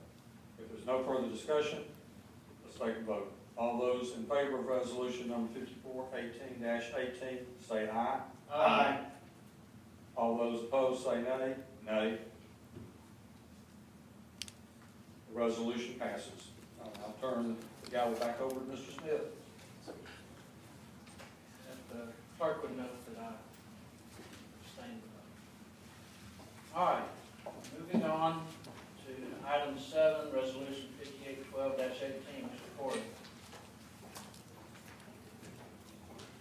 This resolution declares the following properties as public nuisances due to weeds and or grass thereon: 1524 Glenwood Road, 2424 Regent Lane, and 2233 Alheim Drive. In order for the abatement thereof as provided under Alabama law. Move for approval of resolution 5812-18. Second. We have a motion and a second. Any conversation? conversation, questions from the council? Any from the audience? Hearing none, all in favor say aye. Aye. Those opposed, nay. The ayes have it. Mr. Mack, I know you didn't get to say much, but the pictures speak for themselves, I believe. These pictures were taken today. Yes, sir. These are all pretty straightforward cases, and one of them y'all had on the agenda before, so. We voted, so you did your job. All right. Resolution 5813-18, Mr. Corley. This resolution authorizes Mayor Frank V. Mercado to execute an agreement with AlDOT for an A-Trip project regarding the resurfacing and intersection improvements on Stadium Trace Parkway at Bryant's Gap and Learning Lane. Move for approval of resolution 5813. Second. A motion and a second. Any comments or questions from the council? Any from the audience? Seeing and hearing none, all in favor say aye. Aye. Those opposed, nay. The ayes have it. Item number 9 is the second reading of ordinance 18-2373. Mr. Corley. This ordinance rearranges, alters, and extends the city's corporate limits to include property owned by the Brook Highland Community Church as shown on the map attached to the ordinance. This is phase 4 of a multi-stage annexation. Mr. President, I move for the adoption of ordinance number 18-2373. Second. A motion and a second. Any comments or questions from the council? Any from the audience? This is phase 4 of 6 phases, Mr. Corley. We complete after 6 votes. Okay, Mr. Mack. And I believe we'll be dealing with stage 5 here shortly. We have once again, anything from the audience? Seeing and hearing none, we have a motion and a second. Madam Clerk, please call the roll. Mr. Green? Aye. Mr. Lydic? Aye. Mr. Murphy? Aye. Mr. Posey? Aye. Mr. Shaw? Aye. Mr. Smith? Aye. Also, because of some illness at home, Mr. Dr. Middlebrooks had to leave. Motion is, ordinance is adopted. First reading, ordinance 18-2374, Mr. Corley. This ordinance rearranges, alters, and extends the city's corporate limits to include property owned by the Brook Highland Community Church as shown on the map attached to the ordinance. This is phase 5 of the multi-stage annexation. The second reading of this item and its consideration for adoption will be on Monday, June 4th, 2018. Very good. Corley, first reading of ordinance 18-2375. This ordinance rearranges, alters, and extends the city's corporate limits to include the 2 lots located at 1863 and 1865 Buttercup Drive, owned by Blake Baxter, as shown on the map attached to the ordinance. The second reading of this item and its consideration for adoption will be on Monday, June 4th, 2018. And item 12 is first reading of ordinance 18-2378. This ordinance amends the city's municipal code to add regulations for small cell facilities. The second reading of this item and its consideration for adoption will be on Monday, June 4th, 2018. Does anybody wish to make a presentation this evening on the small cell ordinance? Anybody from the audience? How you doing? I'm doing well. I am Terry Williams. I'm with AT&T Alabama, here in Hoover. Wanted to say that I'm very happy to be at this juncture. Back from February of 2017, we approached the city and introduced our small cell technology that we are needing to supplement our 4G network right now. We've already seen congestion in our network, and we want to make the experience as well as possible for our customers. So I wanted to just thank everybody a part of this, especially Councilor Shaw. Got to joy to work with the mayor and Alan and Melinda, Rod. I could go on with list and list, and that's a great part of my job, that getting to work and know folks. So I wanted to just bring that to light. It's been a journey of talking back and forth. We're excited about the future of what relieving our big towers and having these smaller antennas to supplement what we have. but also make a path for the years to come when 5G, and a lot of people have talked about the next generation and what it'll do. So we're looking forward to enhancing the experience here. I do want to introduce Tom Alexander. He represents AT&T in our legal counsel. He will actually be talking about a couple of things about where we are at this point. He is representing the industries. Also, Vinny Nealon from Baker Donaldson is here. Wanted you to know that he was representing Crown Castle and Verizon. So with that, If you would also please provide an address. I am a Shelby County resident at 920 Highway 438. That sounds far off. It's not, Okay. but I am unincorporated. Got me some area now. Thank you. Okay, thank you. Thomas. And if you, sir, could give your name and address, please. Be glad to. Tom Alexander, and actually counsel for AT&T. I am here part of an industry group that has been working with your lawyers and council members and different folks with the city for quite some time. As Terry said, and I will give you that right now and hand you this. It's Tom Alexander with AT&T. It's 675 West Peachtree Street, Northwest, Suite 4300, Atlanta, Georgia 30308. Come in close to there.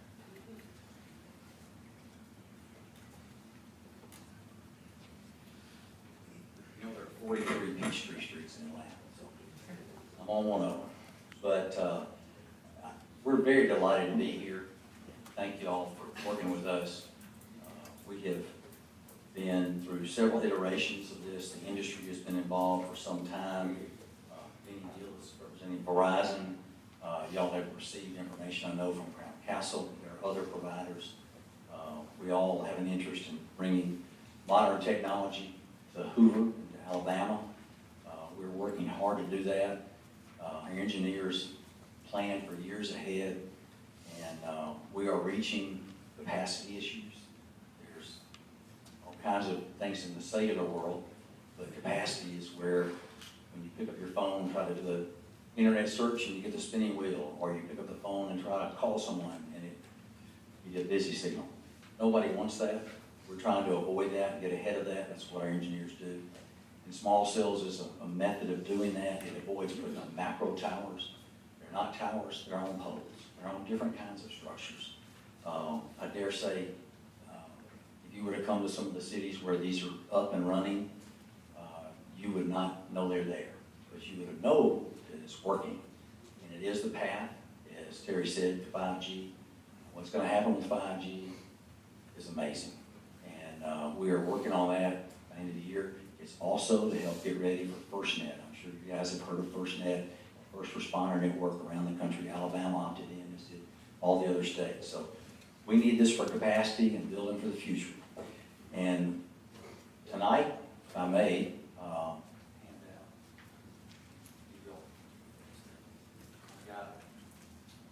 a lawyer, we got it down to one page, folks.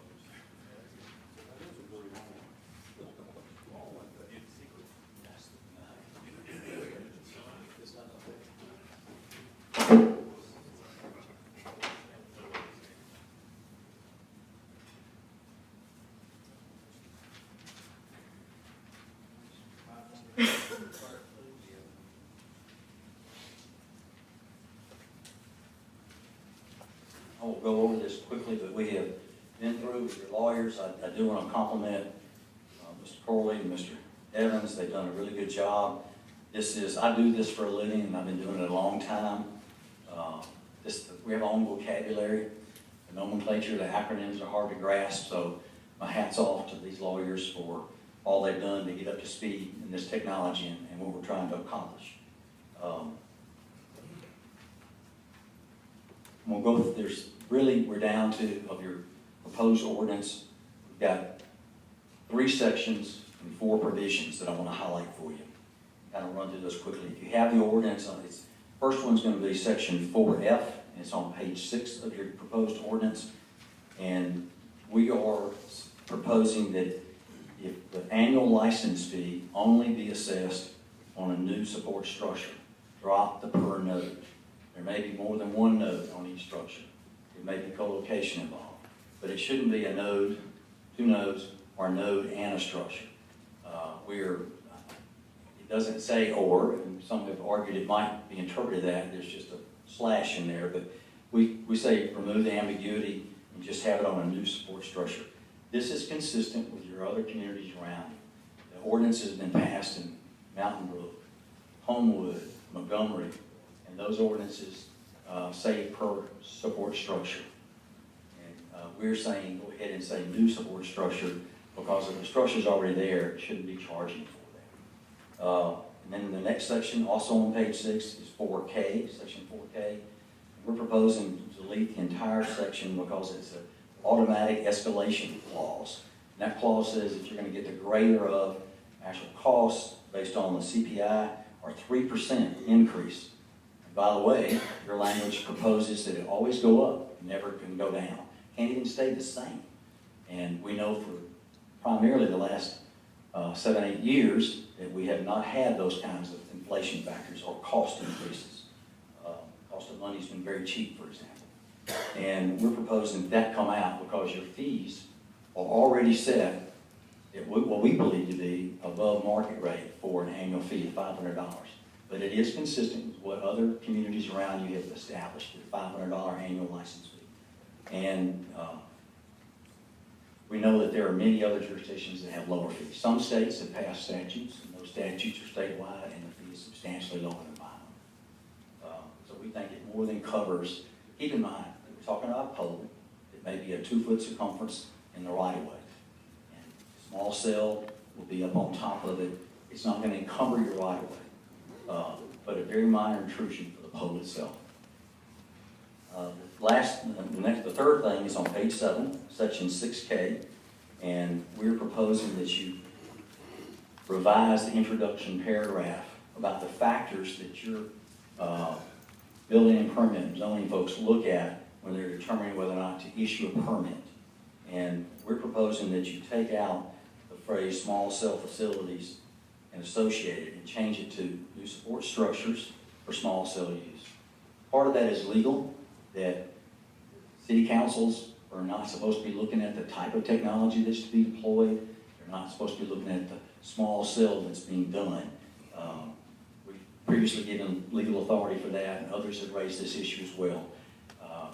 You can look at the support structure, but it shouldn't tell us what technology you use, things like that. That's in a federal jurisdiction in this state. It's left up to the FCC as well. Some states have gotten involved, and Alabama it's left up to the FCC. And then lastly, pages 16 through 17, section 9E, has to do with an expedited application fee. Just to put it in simple terms, if a carrier is desperate to get in, which all of us are getting close, you've heard that, we're near capacity. If we've got to have an expedited process, the city's willing to do it, which is nice. I'm glad they're willing to do that. There's a lot, let me add this, there's a lot of good in this ordinance. It's been worked on for a while by your lawyers, and a lot of it is very positive. But in this particular instance, there's a $2,500 expedition fee, okay? But unfortunately, and it says it's non-refundable, we can get past that if it can be used on other items. But there's language that we won't revise because it doesn't allow it to be used for anything but 2 items. And that is the initial permit and application permit fees. Those are going to be $300, and we just paid $2,500. So it's actually unlawful for the city to keep the $2,200 because it's not earned. Keep in mind that this expedited process is in the city's hands. It should know fairly early on whether it can meet an expedited schedule or not. If you can't, you notify us, and that unrefunded portion should then be applied to other items such as the $500 annual license fee. And that's what we put language in there to do. Those are it. And that, to be honest, that's really says a lot about Hoover and the work that's been done. We have gotten down to these 4 items. They're important, but there are 4 out of, we've had many, many red lines go back and forth and conversations, and the process has been more than a year. So we're here trying to get first reading to get these changes in and see if we can get something positive. My hope is that Hoover will be a model ordinance. We have a lot of other jurisdictions and cities to go to, and I would very much like to be able to hand them the Hoover ordinance, say this is how you do it for the industry. This is really a public-private effort. It costs us an enormous amount of money to put these in. So the city shouldn't be looking at it as a revenue generation. Under Alabama law, it should be a cost recovery process. And we are spending anywhere from $60,000 to $100,000 per small cell site. And I know we have plans for, I think, more than 30 in Hoover. So that's just AT&T's costs are $2 or $3 million. Got other industry members, Verizon, Crown Castle, other folks coming in to do that.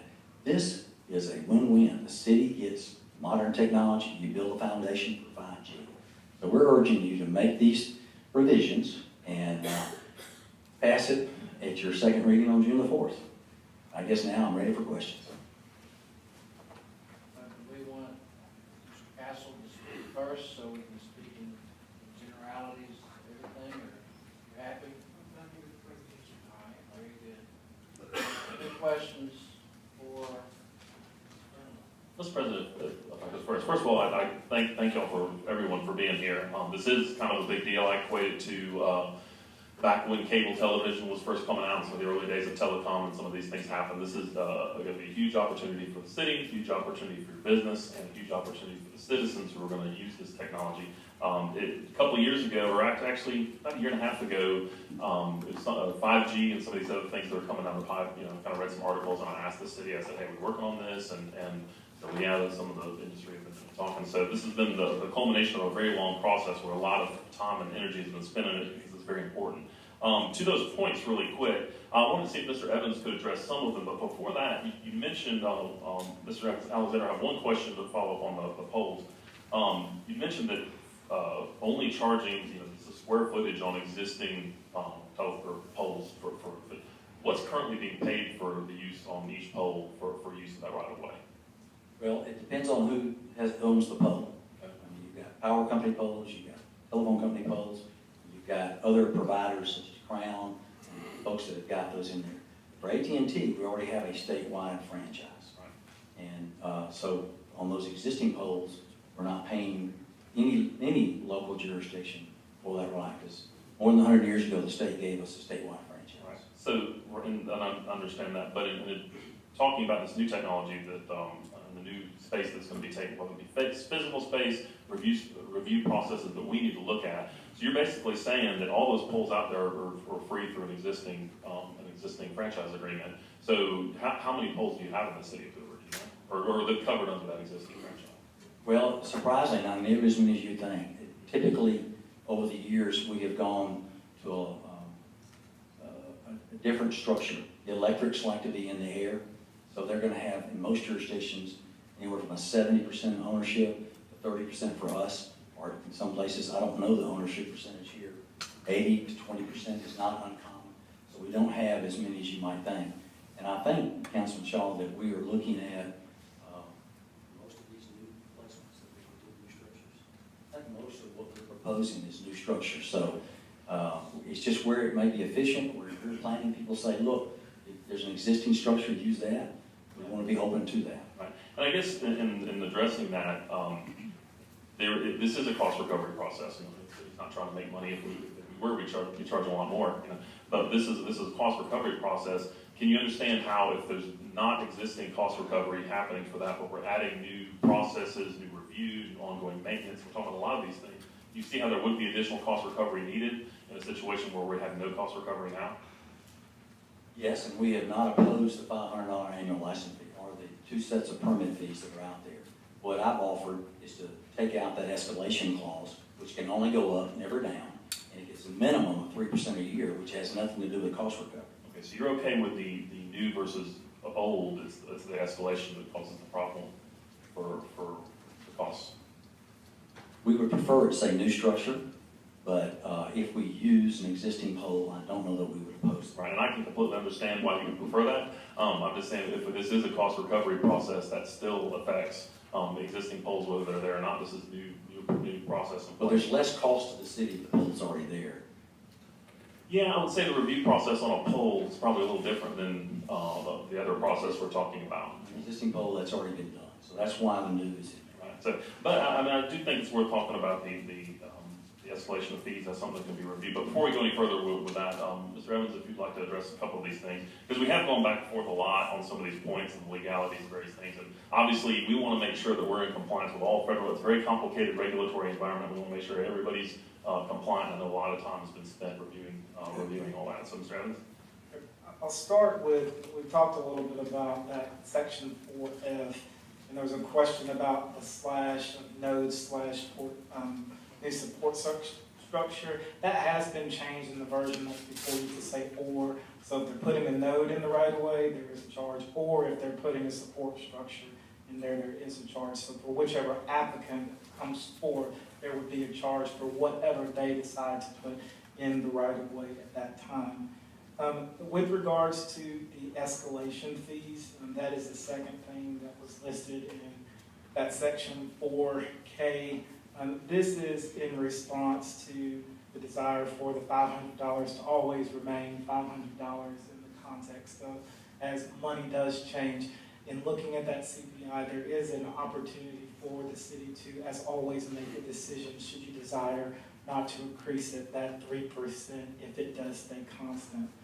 The other two things, section 6K, in dealing with adding new for those provisions to only provide to be applicable to new structures, that is not the same as the other ordinances in which we reviewed in surrounding cities, as well as the aesthetics portion of it. We tried to keep those to a minimum, but the main focus is that the strength of Hoover and Part and being your residential areas, and you want to keep those looking a certain way.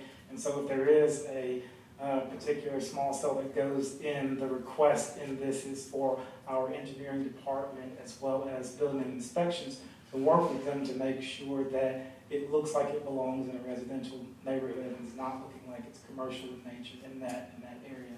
So we tried to minimize those, and based upon our reading of the SEC regulations as well as all other federal law and state law, we believe that what we provided you is in line with that. In addition, with regards to the expedited application fee, there was numerous discussions among staff as well as with Council Shaw and Councilman Posey and Mr. J. Smith about these things. And at the end of the day, the amount is the cost that is believed to be associated with expediting that and having a smaller engineering department and looking at those things. We believe that those provisions would be something that the council could do, and that it is legal for you to have that fee and for it to be non-refundable so long as the cost is in relation to that amount there. And that cost is not something we pulled kind of out of thin air. It was based off of looking at what we thought the cost of those services would be, as well as what it would be to expedite that with the staff that is available.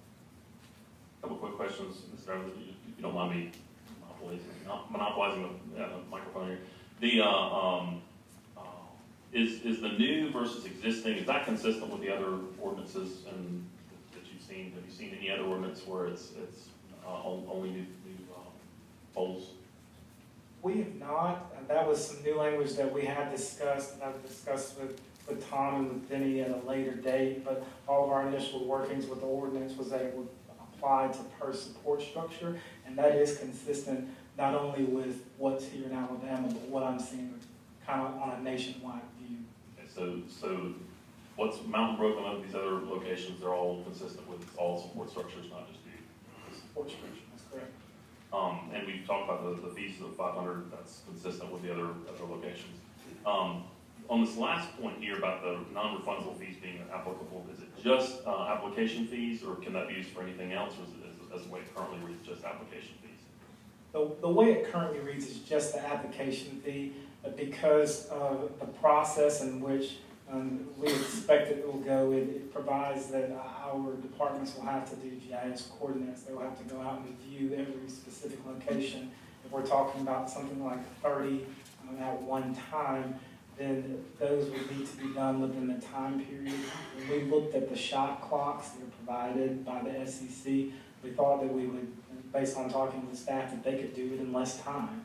And so the fee, in essence, was to take it down even further than that. In order to do that, that money was what we're going to. And just, this is per application, so how many did we put in there? How many?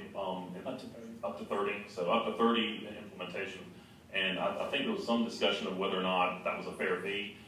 That's for $2,500 to get a full engineering staff to review 30 different locations and all that stuff. I don't think that's an unfair fee. I'm a little concerned as to, we do probably need to review and see what that's applicable for in the future. I do agree that probably to the application fee, we might be able to look at that. But really, I only see, this is me talking, everybody else might have some input here, the indexing and the application fee and where it can go if it's not refunded, that's something we can look at a little bit and kind of review that to see if that's a good policy decision. But beyond that, I think these other things I think are very consistent with what the other ordinances are that we can see, or that I can see. So, thank you. Appreciate it. I'll be very brief. Since we're using these other city ordinances as sort of the litmus test.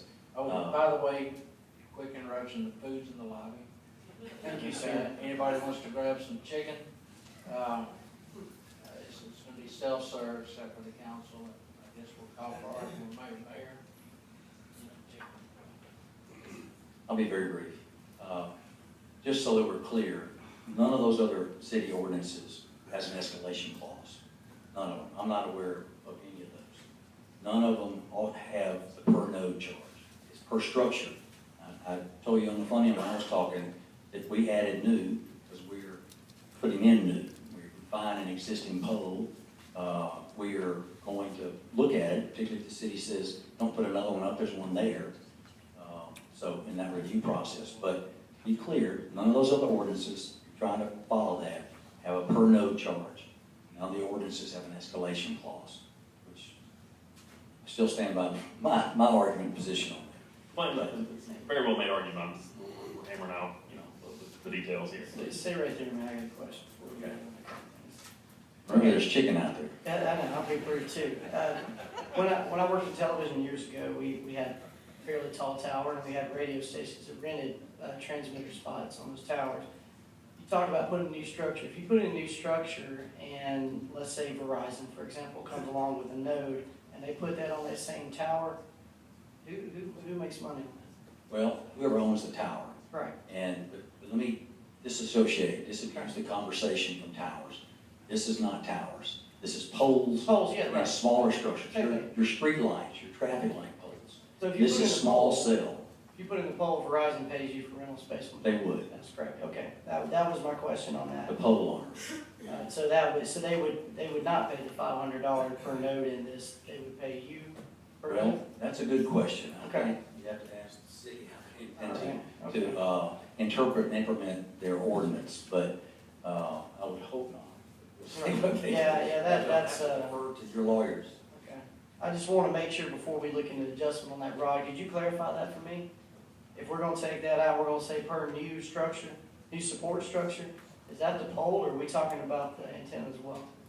The way that it's written, it's either or, and so it's per applicant. So when the applicant comes in and they put in a new structure, well, they have to pay for the cost of putting in that new structure.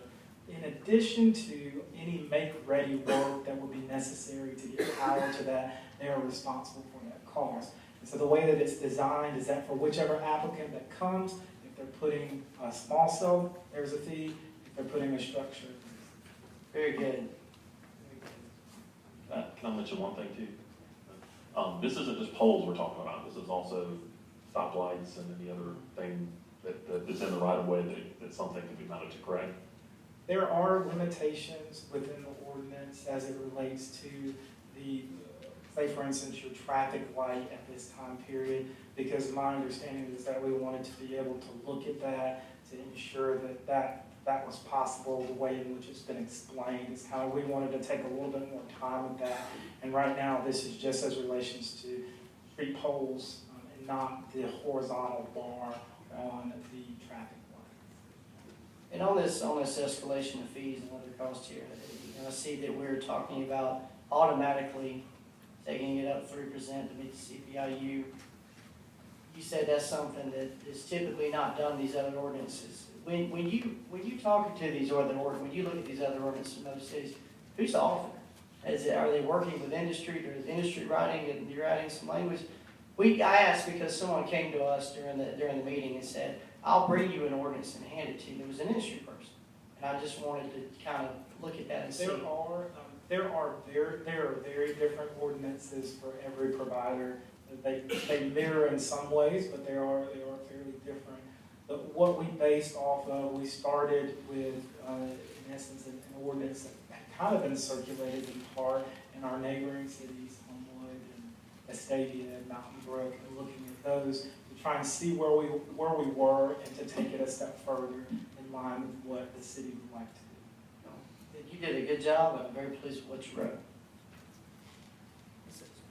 I'll just add, make clear, to the extent we do get on any city-owned facilities, as opposed to putting up a pole that one of the service structure providers puts up, we would have to enter into a separate agreement to pay you all rent, because you own that structure, not us. So that would be, the ordinance sort of alludes to that, but we would have what I've done with some of the cities in other states, where we're on traffic light, we're at the top, we're not on the arm, but we want to be at the highest point, and we would enter into a structure license fee agreement, and we would pay for that. So it would be, you'd get rent for that because it's your property. Thank you. Any other questions from the council?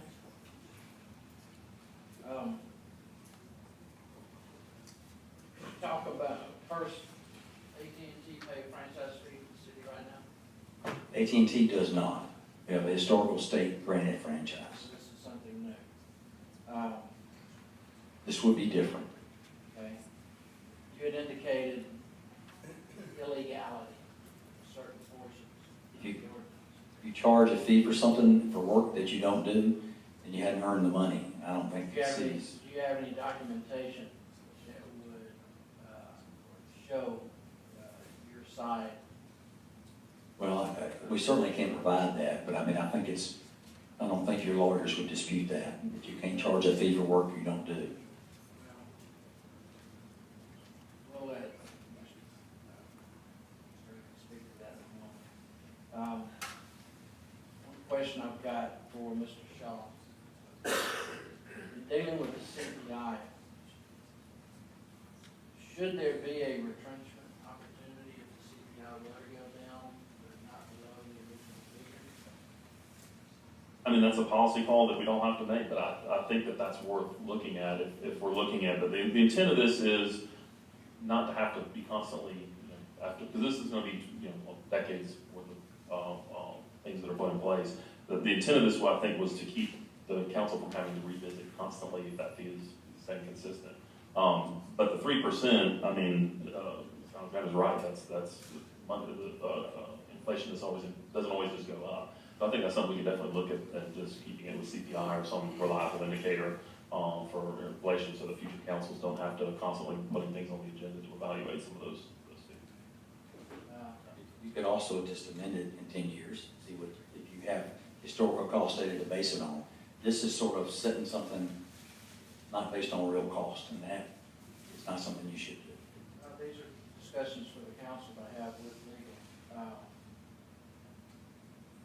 Question I'd have for Mr. Evans: how much can we change and not change the ordinance enough to where we require another first reading? Well, you have to work me through what exactly you would like to change. Well, I don't know what's on the table at this point. So, how much change would need to occur before a first reading would be required once again? So long as that change is not material, and so when we start talking about escalations of fees as it relates to the cost, I believe that would be in some ways material. I would say that as it's written, should you decide that you want to change it and not go up, you have 11 months and 29 days to do that, should you decide if there is any other information. And so that's one portion of it.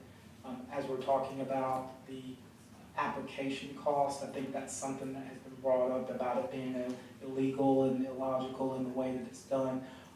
At this current time, that is believed to be the appropriate cost based off what we think it would cost or if they were to bring the maximum amount under that one expedited fee. And so based on that, I would say that should the cost be determined, you have Rod and Tim, that should the cost be determined different at a later time, then I think a recommendation would probably be appropriate to the council. So that cost is going to allow them to put their work ahead of all the other work in engineering. But they're going to do the math themselves to know the dollar value is equal to the $2,500 or more. We have to understand that correctly. We have to make sure that the amounts that are being charged are appropriate. And so that's something that we have to do as a basis to our legal duty. So at the end of the day, we have to come back before you and make sure that that is correct, if that number should change. Although based on the information that we have now, we believe it to be correct. What is the city's legal staff's opinion about the illegalities that this gentleman has pointed out? Do you believe them to be true? I believe we've worked through most of those. Do you believe that he needs to provide documentation that any part of this process does not meet the state or national statute? We have had correspondence back and forth. There's been an exchange. We've reviewed documentation that they provided as well as looked at the relevant laws. And based off of that, we believe that the ordinance that you have in front of you is solid, and that should there be any changes or any new developments that we become apprised of or aware of, we'll make the council know and make the appropriate recommendation to make those changes. Very good. Any other questions from the council? One last thing, Mr. President. So just saying that if we decided we wanted to make some of these changes, and I really want to see 3 small changes, they would still be, Mr. Floyd, that'd kind of do away with this first reading, correct? Correct. Any substantive changes require a new first reading.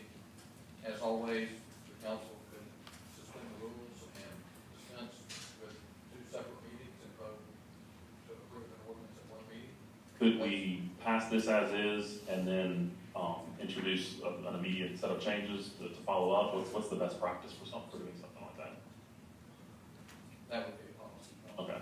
So We can always, that would require first and second. but if we pass the follow-up, we could suspend the rules for this. I hate suspending the rules for this, chunk like this, because it's not bad. One option would be to pass it at the second reading, and then if you really have any concerns, you could initiate a first reading at the very next agenda item, could you not? That's correct. And if you chose, if the body so chose to suspend the rules at that point,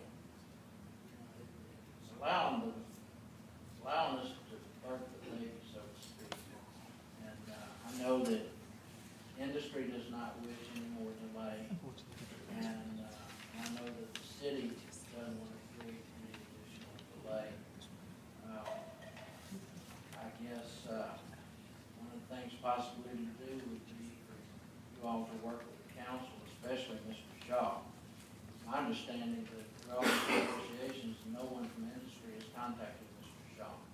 It's always been somebody else, and he's been the point man with this project, and I find that very disappointing. Very disappointing, Madam Clerk. And unfortunate. I think you probably could have gotten further if you'd have chosen to talk to him. That, I'm ready to move on. A lot of Well, pressure. I say to the joiners that we do need, we are in favor of moving forward with responsibility. There are budgetary issues I mentioned early on. There comes to a mid-year point where people, if they haven't spent it, the prospect of spending the second half of this year, that money's going to go to the city. And that's just the realities of our industry and capitalism. And that's the source of my detailed question. I mean, we've already pulled this once. I think it's better to move forward, and if there's if we can do some tweaks after we've reviewed as a body, then we can do that. Very good. Anything else from the council? I'm hearing that the council's getting hungry instead of taking a break, if we get a volunteer, my wife's still here. If I could get her to maybe volunteer to bring us whatever we need so we can move forward. Okay, we got a couple of volunteers. That way we can keep on keeping on. Next, we have item 13. Yep. Item 13, ABC application, 240 nonprofit tax exempt for the American Cancer Society, Inc., doing business as the 2018 Brenda LeDunn Decade Dash and Block Party. Take place on June 23rd of this year from 8 a.m. until 11:59 p.m. in the parking lot of 7191 Cahaba Valley Road, and here in Hoover. This is a permitted accessory use for a special event retail license for on-premise consumption. So if they start at 8 in the morning, drink until midnight. Mr. President, I move for approval of the ABC application for the American Cancer Society. Second. Motion and a second. Any conversation or questions from the council? From the audience? All in favor say aye. Aye. Opposed, nay. The ayes have it. Item 14, set public hearings for Monday, June 18th to consider the following requests which come forward with positive recommendations from the May 14th Planning and Zoning Commission and the May 17th special call meeting. Item A is Richard Johnson representing SPF Corp. requesting the 13th Amendment to Trace Crossings Planned Unit Development rezoning approximately 2.4 acres known as the Feldspar property from PR1 to PI, Planned Light Industrial.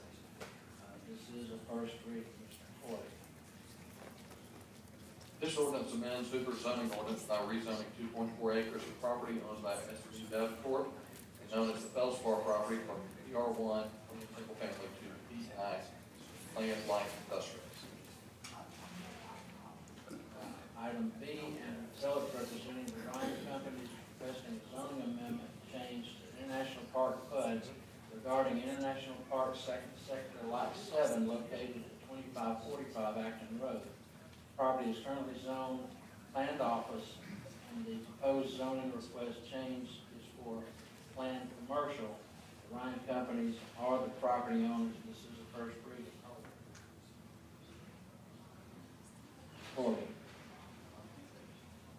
This ordinance amends Hoover's zoning ordinance by rezoning the property located at 2545 Acton Road from PO planned office to PC planned commercial. All right. Is there, this being a first reading, is there, item A really doesn't need any conversation. Is there anyone here from the applicant to provide a presentation? Mr. Mack, do you have anything you'd like to start off with? Sorry, Mr. Mark.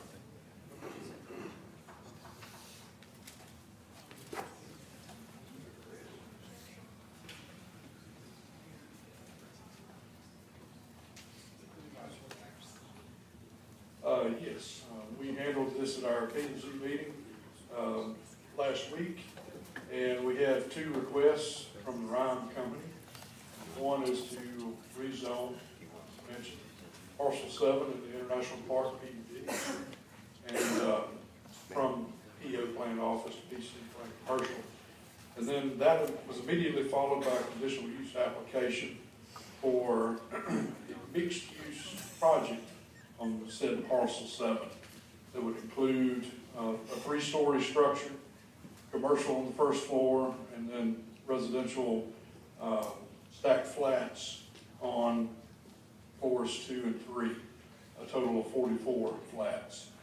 The city reviewed the project application, and we have no further issues with it. Right now, we're only dealing with item B. Perhaps, sir, before you speak, you want to go ahead and get your first reading on item C out of the way, that we can be elected. All right, item C is Andrew Phillips representing the Ryan Company requesting conditional use approval for a mixed-use development plan at International Park, second sector, lot 7, located 2545 Acton Road. The property owners are the Ryan Companies, and the property is currently zoned PO Planned Office. Doesn't have a first reading. Go ahead. That was the previous item. All right, and so, we're ready for you now, sir. Hello, everyone. Keeping the punch, bring the sandwiches down. I'll move that out of the way. My name is Andrew Phillips. I'm with Shoal Engineering, 1001 22nd Street South, Birmingham, Alabama. I'm here presenting Ryan Construction, which is the property owners of Lot 7 International Park, second sector. And just get everybody's bearings on what we're talking about. We're on the far northwestern edge of International Park, adjacent to Acton Road, and that is the B.E. Keir Child Development Center. You can see that driveway exists today. That's their access point. Just to give you a little more insight on what we're proposing to do on Lot 7, we're going to extend that driveway entry. It's built with multiple turn lanes at this point. We're going to extend that out to the east and then build our new driveway into our site to support the 73,000 square foot building that Mac just mentioned. It's a true mixed use development, the first floor being a mix of commercial, retail, potentially a restaurant space on the bottom floor, and the upper 2 levels being mixed use. The breakdown of the facility would have 24 single bedroom units and 22 bedroom units. I know that was something we mentioned previously. And then also on the site plan, if you were looking back at plan view, we're going to stub out our drive to the south for a future extension on what could be developed on Lot 6, just trying to plan ahead for what that next phase could be. So, in summary, that's what we're seeking approval for tonight. Thank you. What do you anticipate residential units priced at? Maybe defer that to Mr. Irving Meisler.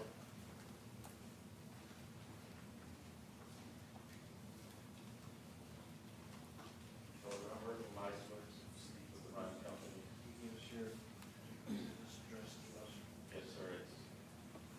It's 3705 Healthy Way. We're into the station. These units will be mostly for rental, and the average rent that we're looking at is going to be $1,500 per unit per month. It's going to be built like you see downtown, the nice mixed-use buildings, give it a nice feel for a community, and we're hoping to have the nicest apartments in Hoover. There'll be an air-conditioned corridor, everything about it's going to be first class.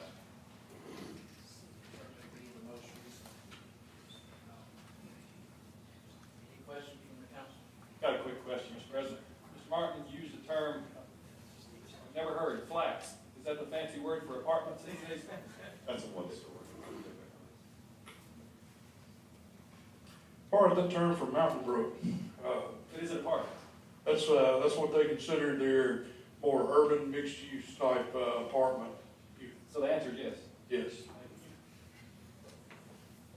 Mr. President, Mac, that's a pretty densely traveled area. Do we know what kind of traffic we can expect for this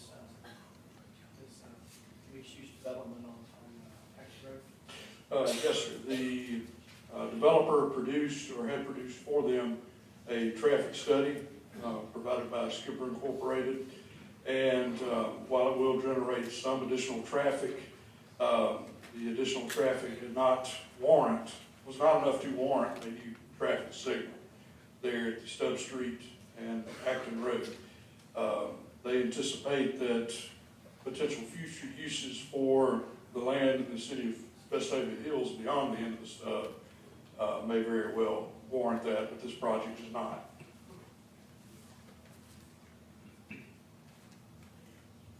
Anything else from the council?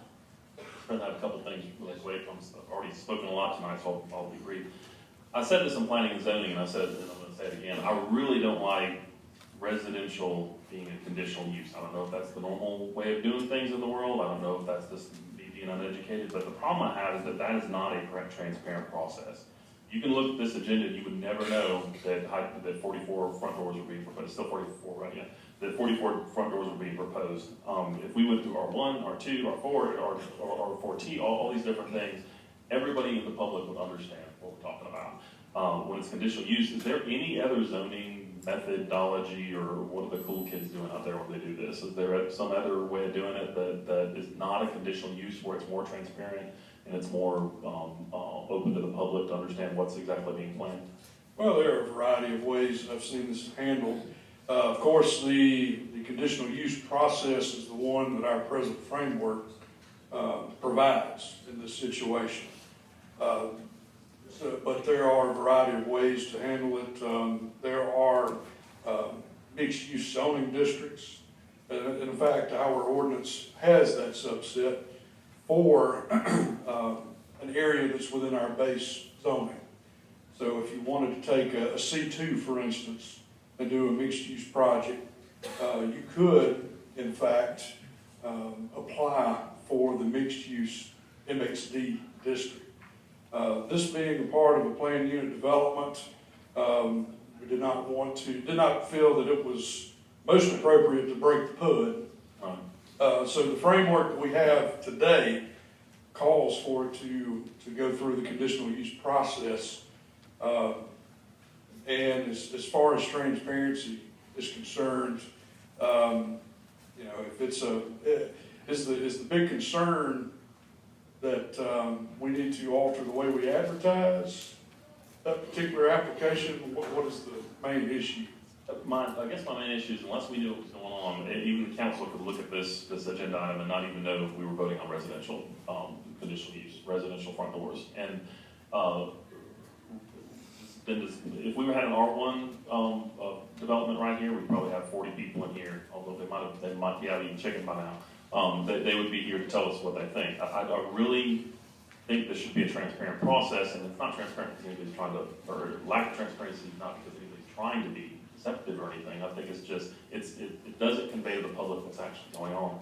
To the bigger question is, I actually voted for this in planning and zoning, and one of the reasons, and that's kind of a risky vote to make, and I've already had some people tell me about that. The reason is, we've had several proposed developments with conditional use apartments and condos and some other things come up, and it's kind of floated around out there. And I think it's time that we as a council, you know, look at a proposal like this and kind of say, make a decision that this development, it doesn't have a lot of residential around it. There's not a lot of complicating factors. This is a simple thing. We decide, is this applied? Are there concern? Is it health, safety, welfare? All those considerations. Is this something that we're ready to move forward with this kind of development? And so that's why I saw fit to move it forward so that the council could have the joy of voting on this. But I really think that it's something we as a city need to decide, is this the kind of development we want to pursue? Right. And, Mr. Shaw, I know in reviewing this case for P&Z and coming before you this evening, I see this professionally as a different type of development than what we're accustomed to in the city of Hoover. In that, by and large, and I'm in the middle of writing a comp plan, so I've done a lot of reading, a lot of research on this. By and large, you're going to find a couple of different housing types. You're going to find a lot of single-family detached residential. There are quite a few, what some in the industry call garden apartments, which are indicative of your larger complexes that are segmented off unto themselves, one way in, one way out, architecturally consistent throughout, but they're complexes and not really well integrated into the greater fabric of the city. And then, of course, we do have some townhomes, but the numbers that we presently have are not really significant when you consider the whole housing stock. But what I'm seeing in the planning world is that this particular type of development is kind of in a category all its own. As we're seeing the accelerated urbanization of both traditionally urban cities and our suburban cities, there are a lot of places that are moving towards this type of development. And so there is research that's been done out there on the impact that this type of development has I was very appreciative of the time the Director of Planning for the City of Plano, Texas took to discuss this matter with me. I would say, and not necessarily from a population standpoint, but more from an evolution of the city standpoint. Plano, Texas, northern suburb of Dallas, is about 20 years ahead of us as far as the type of development that they're taking on. Transitioning from your typical bedroom community into an urbanizing suburb that has its own unique flair, its own workforce, its own a lot more autonomy. And what that is bringing is a highly accelerated urbanization of their city. Now, I was fortunate enough to talk with their staff, and they have a statistician on their staff that has taken the varying housing types and broken them out and uses this type of product as its own category, an urban mixed-use apartment, flat type development, mostly with commercial or another use on the first floor. And what they found is the impact on services and schools in general, that would be one of the services, is dramatically less than what you would find for single-family detached or the garden apartment complexes. So whereas typically, and also looked at a study that the city of Mountain Brook completed on their residential development type versus how many students each type produces. And they're along the same lines when we're talking about the more urban flat type development. You're going from traditionally anywhere from 20 to 30% chance of a single family detached residence or a garden apartment producing a student age child for schools down to a 4% chance to, on the high end, 8% chance that a unit such as this will produce a student or school age child. And a lot of that has to do with the development type, it has to do with the rents that are being charged, it has to do with the higher density nature of the project, driving up value. And typically the flats are smaller than what you would find in other residential housing types. So your family of four and wife, husband, 2.5 kids, they're not choosing this type. Rather, it's the newer generation, young professionals coming along, following tech industry. I know that's a direction we want to go in. Really focusing on STEM development here in our community and workforce development and economic development that follows that. And so this is the type of product that that person is looking for. And also with a number of downsizing baby boomer generation types looking for smaller space, this is the type of product that they're migrating to as well. So all indications are there's a high demand, there's going to be an increasing demand for this type of development. And in all actuality, this seems to have a lower impact on city services than do other residential housing types. I just have one comment to make. Not so much about the package of that, but the locality of it. What models are we comparing to as far as locality? You look at, I think, South Lake and other areas that have these similar setups, and more so in a downtown district that is unlikely that a ton of children will be around a lot of bars and other things like that, and they want to move out to a lot of land with homes. So I see where it's located on the map, but is that comparable to what models are used in other states to put this particular product in this location with no walkability, bikes, trails, you name it, versus this being in an area where it deters, a lot of kids being in a downtown district. So, and then very brief, I just want to know, have that model been researched or as far as locality of West Place? Well, I know a couple of things that we're trying to address on this site. Andrew mentioned earlier that the city's viewing this as part of a larger development and redevelopment of International Park, which, by the way, sent in their correspondence saying that they were of course in favor of this project going through. Envisioning long-term connectivity with adjacent lots that will provide employment opportunities to allow for there to be a walkable environment, a bikeable environment. You have all of the office space in International Park, which this project would be pretty close to, particularly when you get that next connection. And also, as part of the project, the developer will be installing a new sidewalk along Acton Road to help connect this project into portions of International Park to the west. So I know that this particular model is going to increase the walkability and livability of International Park, and it's going to create the ability for someone to work, live, and play in International Park. You know, there are some other examples that I've seen where you do have this type of project that's not necessarily in a downtown environment. It's one of the things that I think makes this project a little unique from most of what you would see in that type of development. But one that comes to mind that I've discussed with my cohorts, there's Cahaba Village. That's one example that we have fairly locally.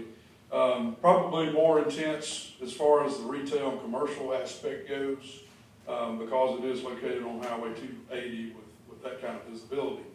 But this would be geared more towards creating new life in the International Park project, and I can let the representatives of the project speak to some other key points about this particular project if they'd like, and if that would help answer the question. Okay. Just had a couple of questions, not too deep, but this is office right now. You mentioned about revitalizing the International Park area. Greg's looking at bringing a lot more industries here, and he was hired to do some. What when we take this off of the docket is being office, what kind of inventory does the city have when office left? Well, I will make a point that while the second and third floors of this project are being proposed as residential, the first floor can still be occupied by office space. One of the things about the planned commercial district in the PUD is that it accommodates all of the permitted uses in the planned office district as well. So the bottom floor could be utilized for office space. But having said that, you know, we do still have the vacant parcel immediately to the west. We do still have some vacant space in International Park, and hopefully with the comp plan, we'll see a lot of other opportunities for office type development, STEM type development, and where we can focus that in the city. That's good. You did say that the Stowe Brothers going out that property, that isn't. Yes. Something about this, David. That's not this. Just beyond the Stowe, the Altadena Golf Course. Okay. Good deal. Any other questions?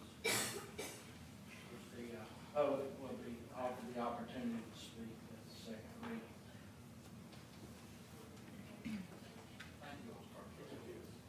Item D, Brooks Knapp, Vice President, EBSCO Industries, is requesting approximately 63.31 acres located at U.S. Highway 280 and Alabama State Highway 119, currently zoned C2 and NC for not zoned, to be zoned as the Tattersall Park Planned Unit Development, PUD. The property owner is EBSCO Industries, Inc. This is a first reading. Mr. Corley. This ordinance amends Hoover zoning ordinance by rezoning approximately 63.31 acres located at U.S. Highway 280, Alabama State Highway 119 from CZ and NZ or not zoned to a planned unit development. Is there a presentation offered tonight by the applicant? Yes.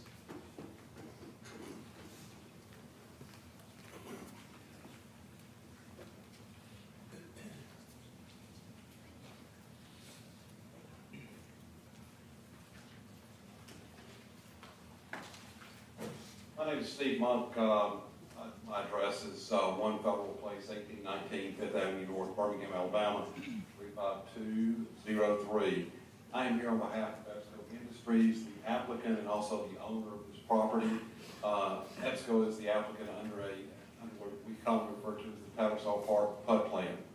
The property itself consists of 63.31 acres, and I'm going to turn around and I hope you can still hear me.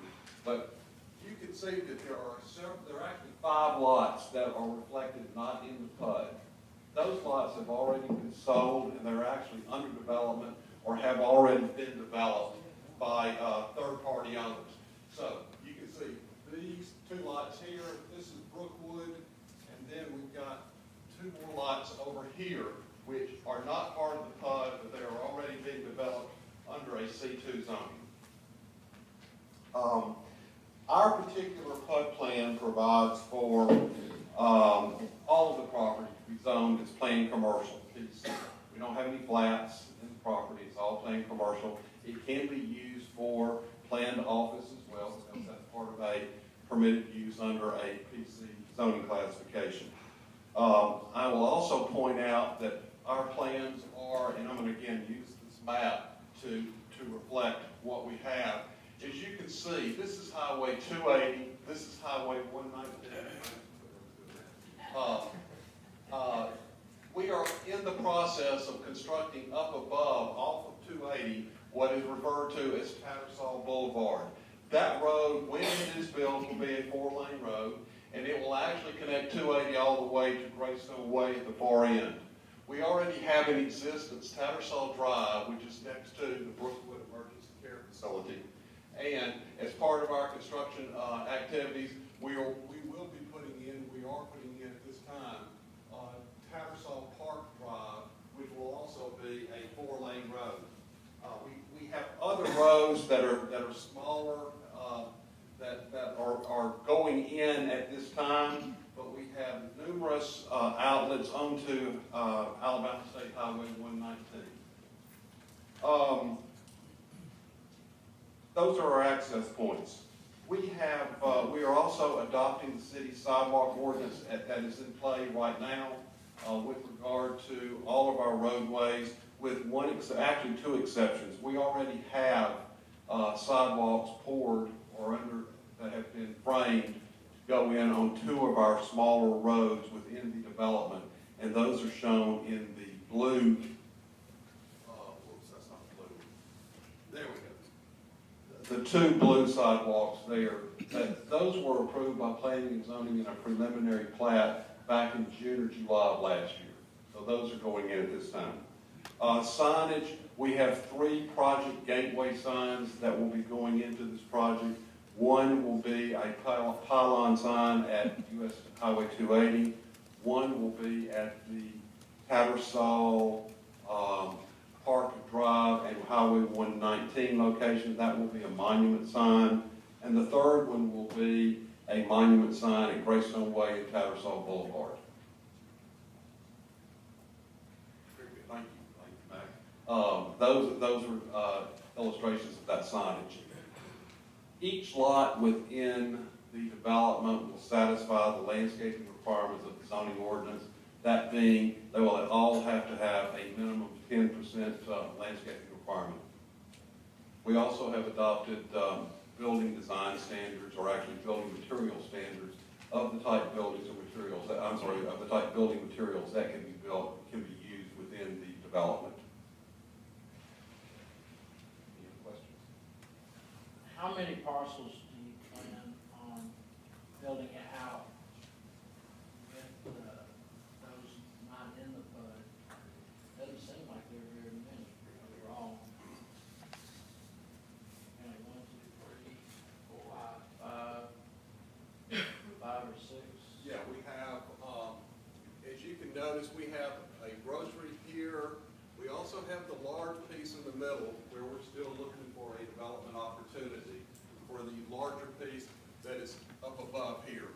We have these 2 parcels under contract, and then we have these other parcels, these other 2 parcels here, which are not under contract. So we're looking for end users for all of those. Thank you.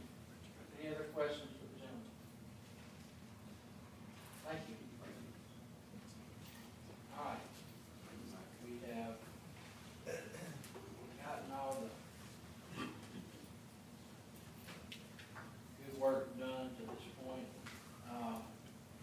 15 is discussion regarding city budgetary availability.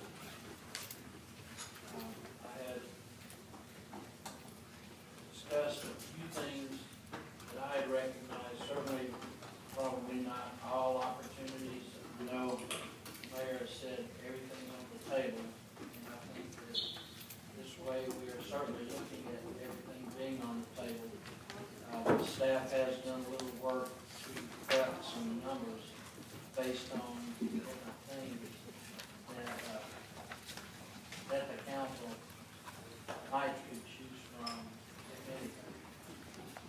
anything. Mr. Smith, in response to your question last week, the mayor had a team consisting of Alan Rice, Melinda Lopez, Frank Lopez, and myself take a look at. And that's something real quick. Sure. Dr. Lopez, YouTube has a timeout period tonight. You need to reboot so everybody can see this at home later. It's still going. All right. How long do we have? I don't know, but I'll monitor it. All right, Sean. So, we took a look at questions you posed and came up with a list of things we'd like to inform you about. Let me say that this is strictly informational only. This is not the mayor's plan. This is a response to a request for information, and we just want to put everything out there in front of you so you can almost think of it as a smorgasbord. There's a variety of things you can choose from, or choose nothing. That's entirely up to, that's a legislative decision. We're just trying to inform you of the options. First item on the list is property tax. And Dr. Murphy already touched on that when she was here earlier tonight. We do have 2.4 mills that could be, we could raise to bump the lid bill to 75, and that's as far as you can go without basically a reduction of real benefit. That would raise about $4 million.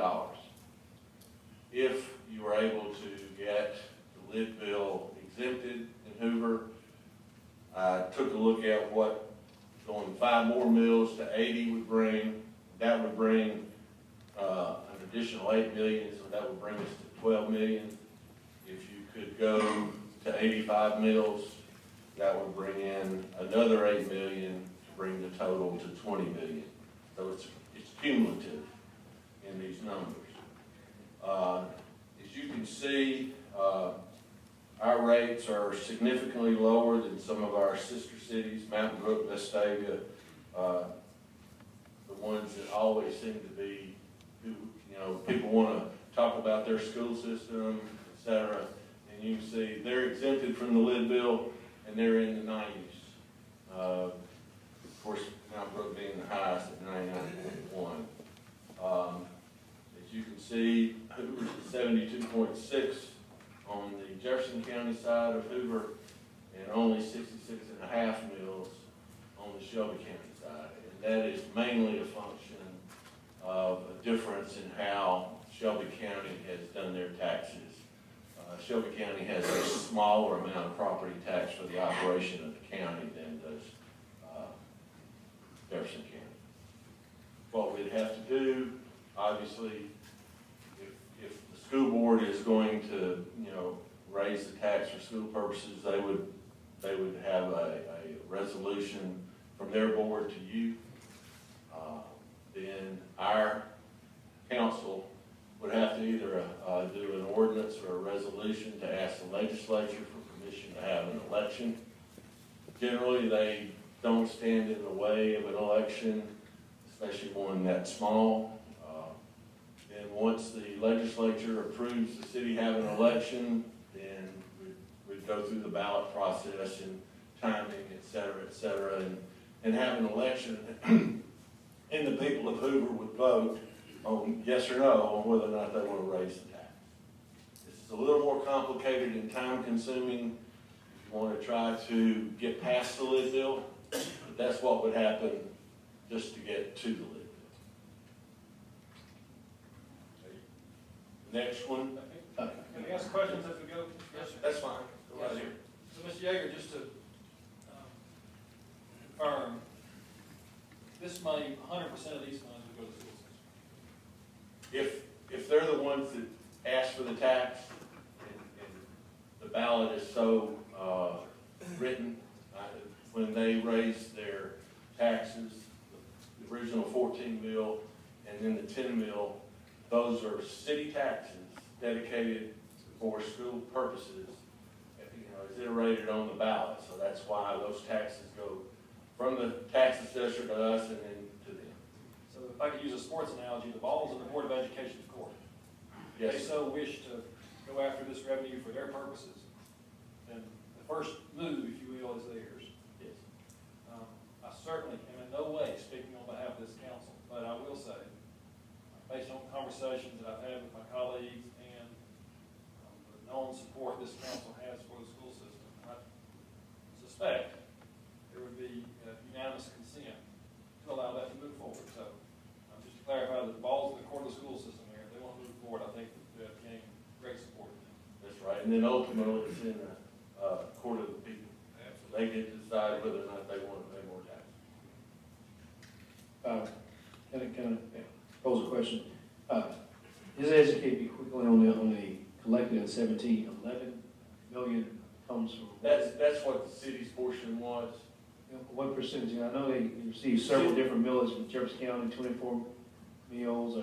How's that broken down from, what does the 11 million represent? That's the 6.5 mils that the city collected, and from that I extrapolated. Gotcha. What should come in if it was raised. Right, and that's not including other, and lastly, you're saying the 2.4 additional is an easier process. However, anything above that will be a little bit more rigorous. But Ben, do you know the process on that, especially with us being in two different counties? How does that?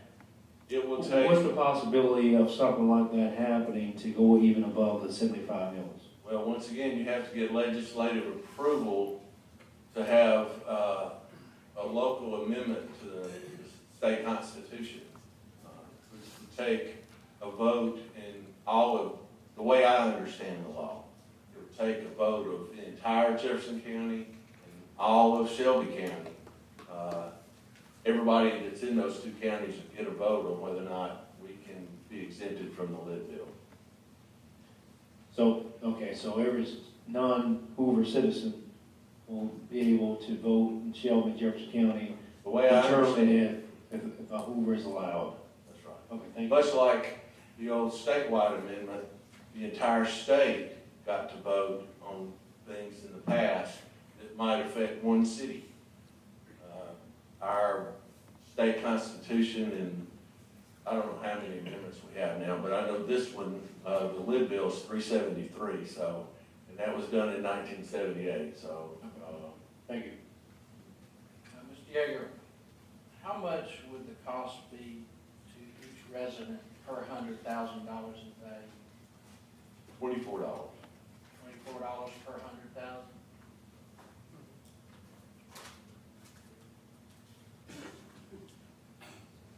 Any other questions on ad valorem? All right, sir. Okay. The next item is residential rental tax.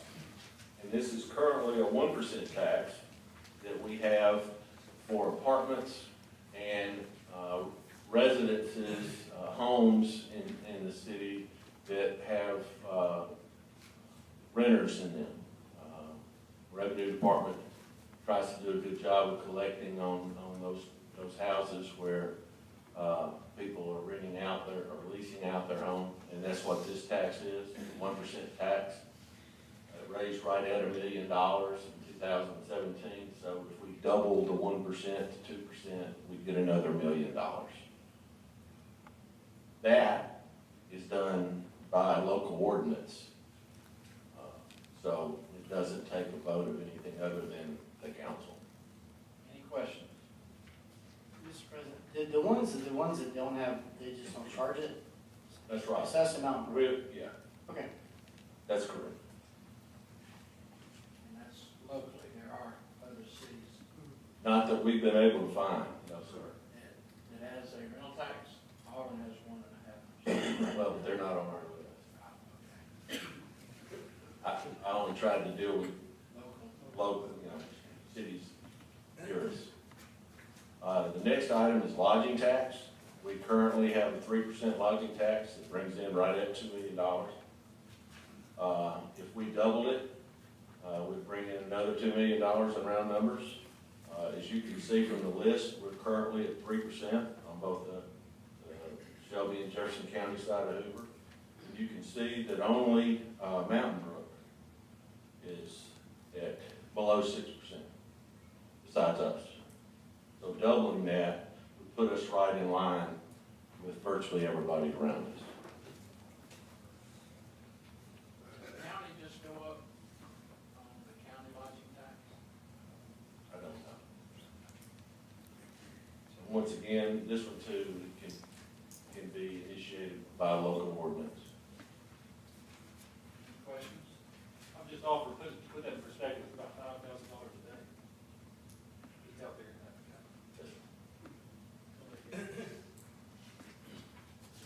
The next item is garbage fee.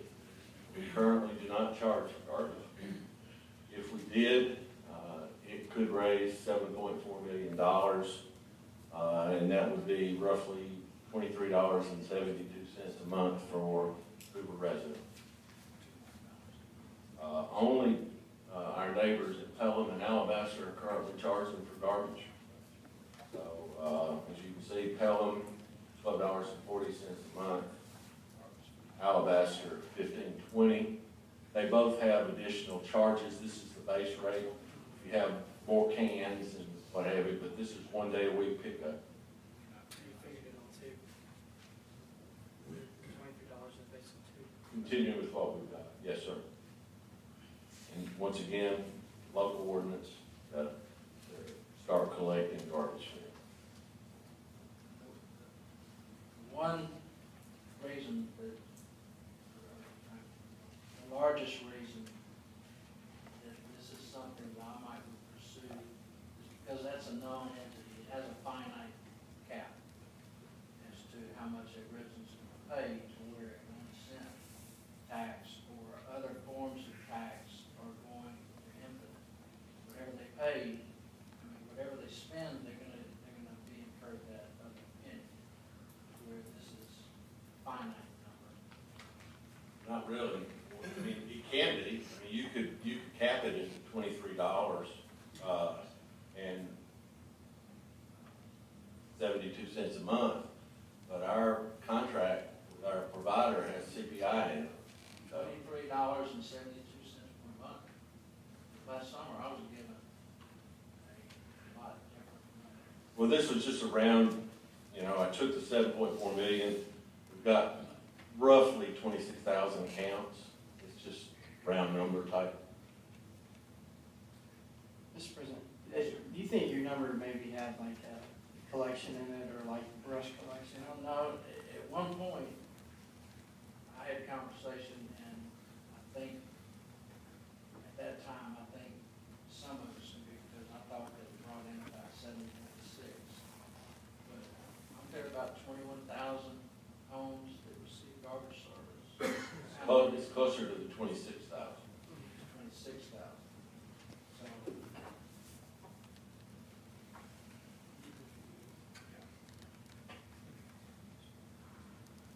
I'm just trying to make myself happy here. Y'all will continue.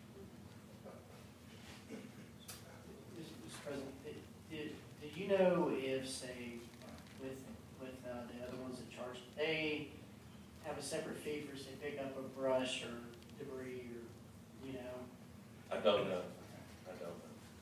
That's a good point too, because our 7.4 million includes all the, the leaf and debris pickup, that's built into this. Okay, the next item is an occupational license. Our estimate is that adding 1% in the way of an occupational license fee would bring in somewhere between 16 and $20 million a year. We currently don't have definitive data that we can tell you exactly what it will bring in, but that is our best guess today. Once again, only Birmingham and Bessemer and the surrounding areas have that tax. It too can be added on with an ordinance.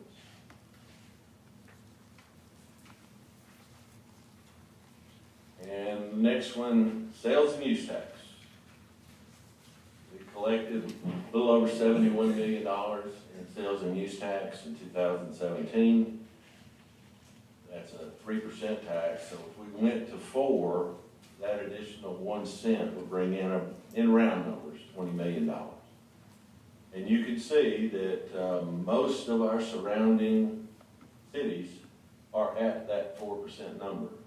Once again, only Mountain Brook is below it. And it too can be initiated by the passage of the local ordinance.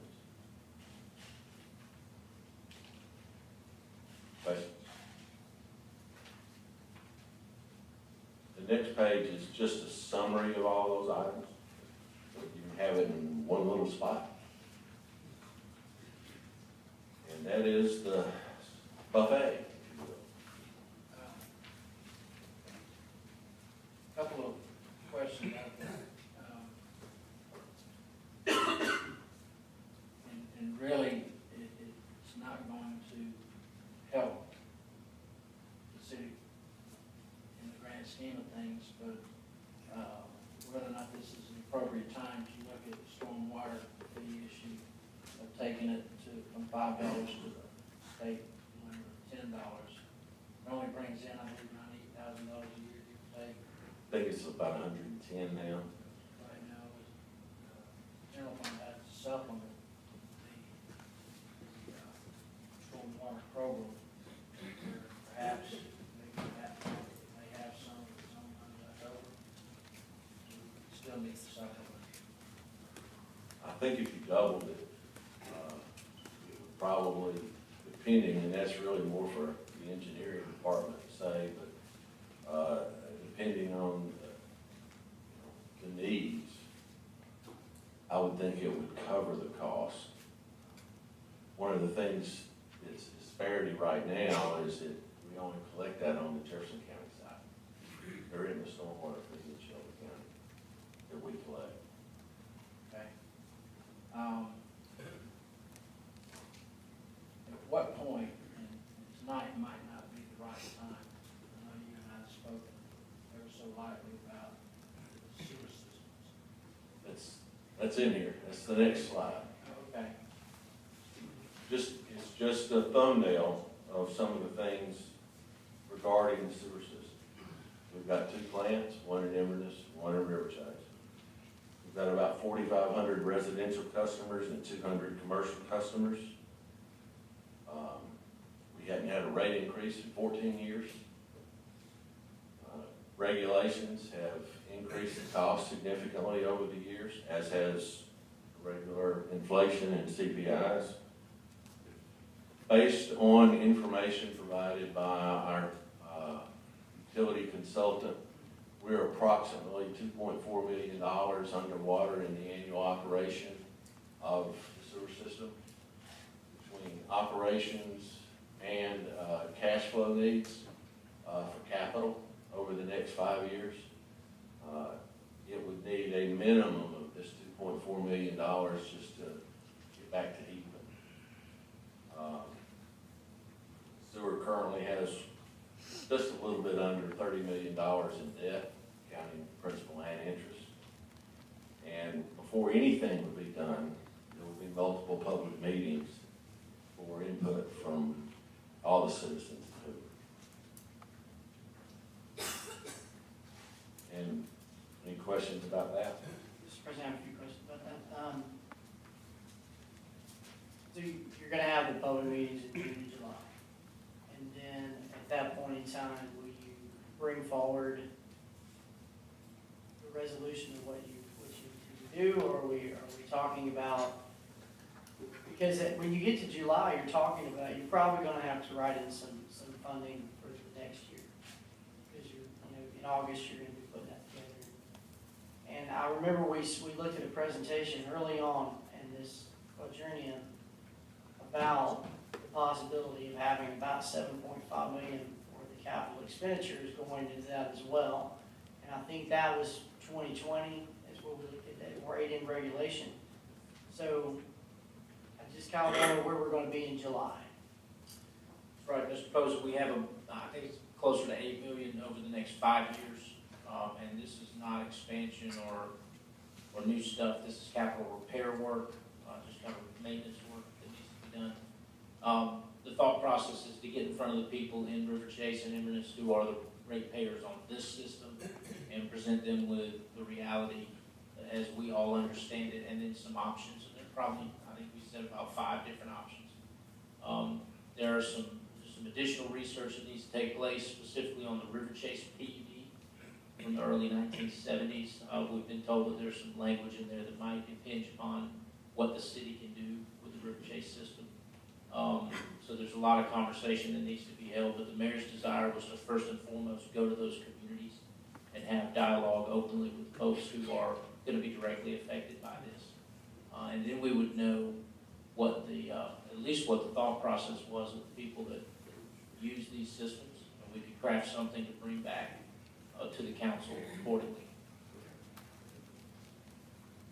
Mr. Jaeger, would the 2.4 million fund the capital repair? Yes. According to the report provided by our consultant. It would take care of capital needs as well as the deficit operating costs. Okay. Any questions from Mr. Jaeger or Mr. Rice? All right. And there's one more slide, and this is just to refresh everybody's memory about where we are with our general fund obligations of the city. Our 2010 bond issue pays off at the end of 9/30/22. And those payments are roughly $9 million a year. And then we have the 2016 issue, and all that money has been used to build our sports park out by the Met, the Finley Center, and the fields that are under construction now.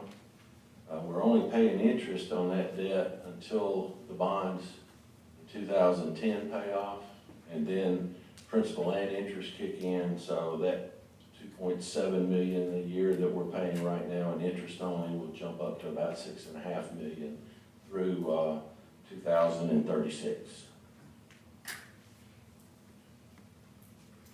Any other questions? Mr. President, I was hoping, are you gonna? do you mind? I think it's no secret, I've been really focused on the expense side of this equation, far more than creating an appetite for the revenue side of this equation. I think the mayor said it best, that the solution is going to come from a toolbox, and there's many tools in there. And we as a council and you as a mayor are beginning discussions of what tools we're going to grab. So what I want to share with my colleagues, I know some of you have had the opportunity to be in meetings with a municipal banker over the last week or so, and I don't want to spend too much time on this because it can get bogged down in the details, but once you get a copy, I want to share with you what it is we're looking at. This particular banker shared with me an idea that would allow us to restructure our debt, the 2010 and the 2016 issues, to create some positive cash flow between now and 2022. But you'll see, after you have opportunity to study it, that what we're in essence doing is flipping what Mr. Jaeger just reviewed. So, whereas the chart you're looking at on the screen, our debt goes down significantly from, our debt payments go down from 11.788 million to 6.4. What this proposal would do, if we want to consider it, would levelize that, giving us positive cash flow between now and 2023 to the tune of $3 million a year back in our general fund if we lower our debt payments. Conversely, it would increase our debt payments above what we're scheduled to pay today. Whereas 6.487 is what we're scheduled to go down to in 2023. According to this schedule, it would go up to 11.3 million, which is really what we're paying today. So in essence, you're levelizing your debt payments over the life of the bond issues. A couple more things I want to point out is this, I'm just speaking on your sheet, proposed scenario 1.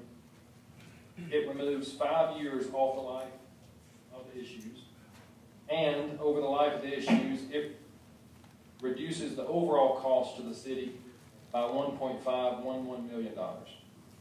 So it's just a tool in that toolbox. Again, if there is some interest from the council, I would be delighted to have a finance committee meeting where we could discuss this in more detail and invite a banker, Mr. Yeager, Dr. Lopez, to come in and talk in more detail about that and answer any questions you may have. But, Mr. President, I just wanted to offer this just as an introductory sheet, and I would ask my colleagues to study it and ask me any questions you have, and certainly if there's interest, we can move forward with the finance committee. Mr. President, is there some more information to go with this about the interest rate that we would get on this refinance and then what it would do to our bond rate? Well, interest rates, as you well know, we have a conversation today about it. Tomorrow's going to be a different conversation, so that's kind of always hard to pinpoint. Bond rating is another good question. I think a municipal banker, certainly Mr. Yeager and Dr. Lopez, are incredibly well versed in how those bond ratings work. So those are the kind of conversations I think Mr. Posey would be well intended for a finance committee. Mr. President, to the point about the interest rate, that's one of the more, we tend to equate bonds with commercial or consumer borrowing. Bonds are really complicated. There's a lot more to them than even bond experts, to the focus on one certain particular types of bond. An interest rate on a bond can really be complicated by fee structures, different coupon fees, all these back-end fees, front-end fees, maintenance fees, all these other things. So I think that's why I do think it'd be good to have a meeting so they can tell us about how those fees are affecting us now with our current bonds, because the average citizen is going to look at this and see it like a regular consumer borrowing, and it's really not like that at all. And I think looking through those details would be important to really understand what this growth, our proposal like this would be.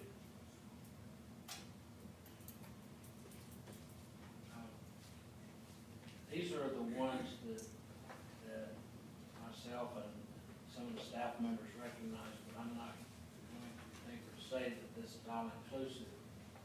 So, if any colleagues have any other recommendations that they would like to bring up, talk about, now's a good time. If not now, then perhaps at the next meeting or the next finance. Everybody have any additional questions?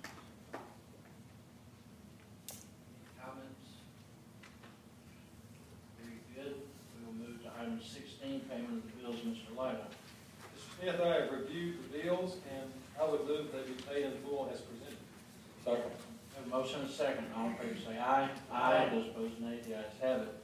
Item 17, comments and questions. Mr.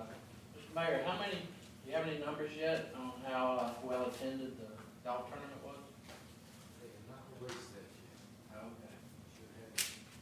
Should have Soon. We also have a little baseball coming this week. Fan fair.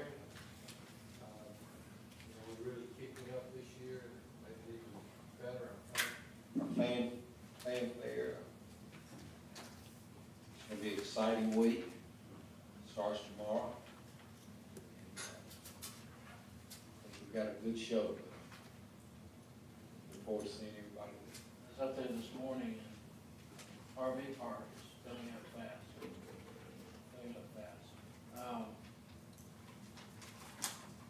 Any other comments or questions from the council?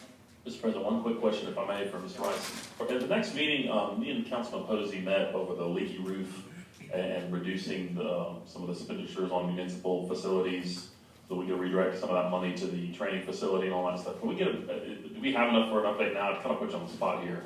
I know that we had worked on a plan to reduce that, but still maintain fixing the roof and a couple other public-facing items. on the capital improvement? Yes, sir. We've gotten some preliminary numbers back from the architect, and I'm not gonna try to quote them because I'll mess them up, but we do have some information. We can bring that in the form of an update. You're thinking about numbers associated with. The things we narrowed it down to that were essential, Yes. if we could kind of have some numbers on that and kind of have an update on that. Absolutely. Mr. President, I'd like to commend you and Mrs. Smith for dinner. That's very kind. It wasn't pizza, but it was food. And President left, we'll figure out something to do with it, but she's gonna take it home. Get a nice snack. I'd guess 9:30, we're doing pretty good. Mr. Mayor, do you have anything you'd like to talk about this evening? Do you have anything on the finances you'd like to bring up this evening? Not tonight? Okay. Any comments or questions from the audience? The vast of you that are still here. Come on down, sir. Burned it. Yes, please, sir. Ran across my mind during the meeting. One, We get your name and address. Pete Mosley, 3415 Heather Lane. Been long. Yeah, where I live. Yeah. But, I found it odd that y'all have been through apparently months and months and months of negotiation on these small cell sites. And these folks show up at the first reading and they start demanding changes of stuff they've already helped negotiate. I thought that was unusual. You know, maybe I just don't understand their business. But anyway, and the other thing, Mr. Shaw, on these, the Tattersall, no, the one where they're having the International Park. 44, yeah. You mentioned something about 44 front doors. How is the impact on those units going to be like the homes and, you know, there was some quite extensive discussion about the front door fees for residential. Would those affect that same thing? Certainly, that's part of the question is, I mean, in a development like this, if we had it in the middle of an urban environment, the impact would be different. You're walking, you have mass transit, you have other things. From our perspective, they still have cars, they still have, you know, all the normal, that's part of the question, I think, the policy we have to decide. And that's why I think the question is very important for this particular style of development, because it is different and innovative and lots of different things, but at the end of the day, we still have to evaluate the impact. Right. So that's why I equated the front doors, because in our situation, they are. And that was my question, you know, will they be charged like residential, you know, individual homes or, and that's just something, you know, I was asking about. And then the third thing is during this presentation on fees and all that kind of stuff, the 2.3 or $4 million shortfall in the revenues for the sewer plants, River Chase and Inverness. How's that being covered right now? If those are the only folks that are using it, is the rest of the city of Hoover having to pay them too? Yes, sir, it's being supported by the general fund. Right. No? No, it's not. Oh, I'm sorry. Well, that's what I'm asking. Right now, they still have some operational cash. They have reserves. They have cash. They lose cash every year, and they have deferred doing these capital items because we don't have the money to do them. But if something is not done soon, the rest of us are gonna have to pick up that cost because it will come out of the general fund. Is that not correct? When they run out of reserves? I mean, you can't just shut the plants down. So something has to be done, but it ought not to be on the backs of the entire city of Hoover. If, you know, we're already paying our sewer fees. Just my thoughts. Thank you. Shaker, if you could help me update my thoughts. I know a lot of the dollar value is lost through depreciation, correct? So the general fund is not supporting the sewer system in any way, correct? No, sir. It's meeting its operational needs. The one thing we do is their accounting for them.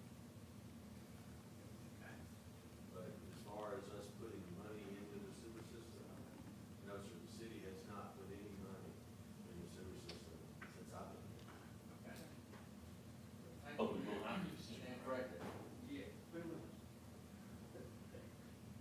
Something's gonna have to be done. Right, and so I guess that's it, we need to understand, there's something accruing, some expense, something, and then if we, I assume that what the money, is that becoming from borrowing? Is that what that 2010 money is being augmented in any way, or No.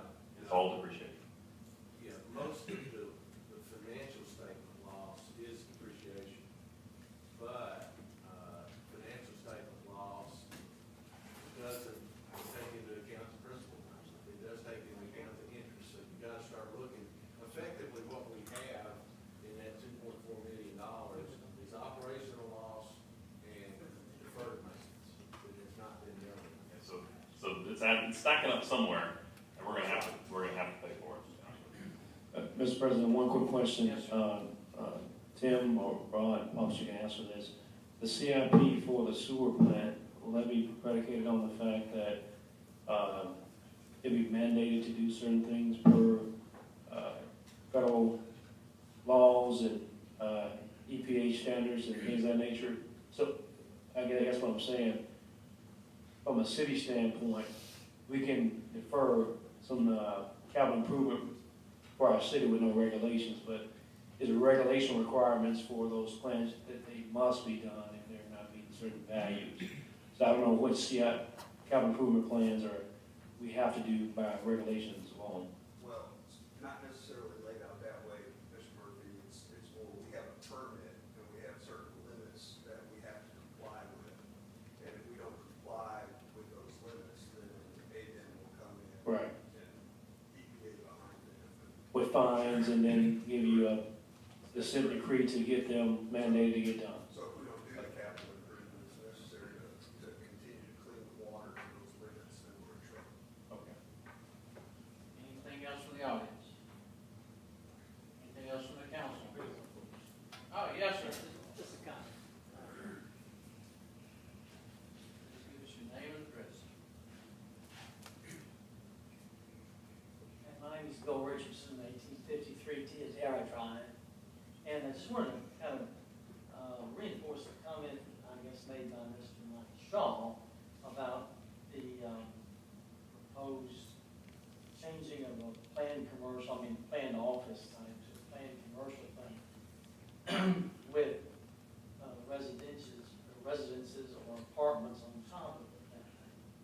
And I'd say that most of the time, and I'm just an ordinary citizen, you would have to listen very closely to understand that. It's not clearly stated, and the council would be well advised to, do a lot extra publication, communication for approval or a change at that time, just to keep the general population, people like myself, happy, and that you know what you're doing and why it's occurring in a certain way. Listening to the rationale of residences above a little commercial thing, all I'm seeing is, well, maybe it doesn't buy on the commercial side, and then there's another ordinance that said, let's go back down to the first floor and change it into more residences and stuff like that, so you get into those types of situations. And then that type of structure fits very well in the downtown area. I'm not so sure that it's sort of established a positive pattern in a sort of remote location. Just so you know, the reserve had a mixed-use development to start with, only they were selling all the living units instead of renting. I don't know if they may have been more successful had they rented those units instead of trying to sell them. But anything else? Anybody? Hearing none? We're adjourned. Take food home.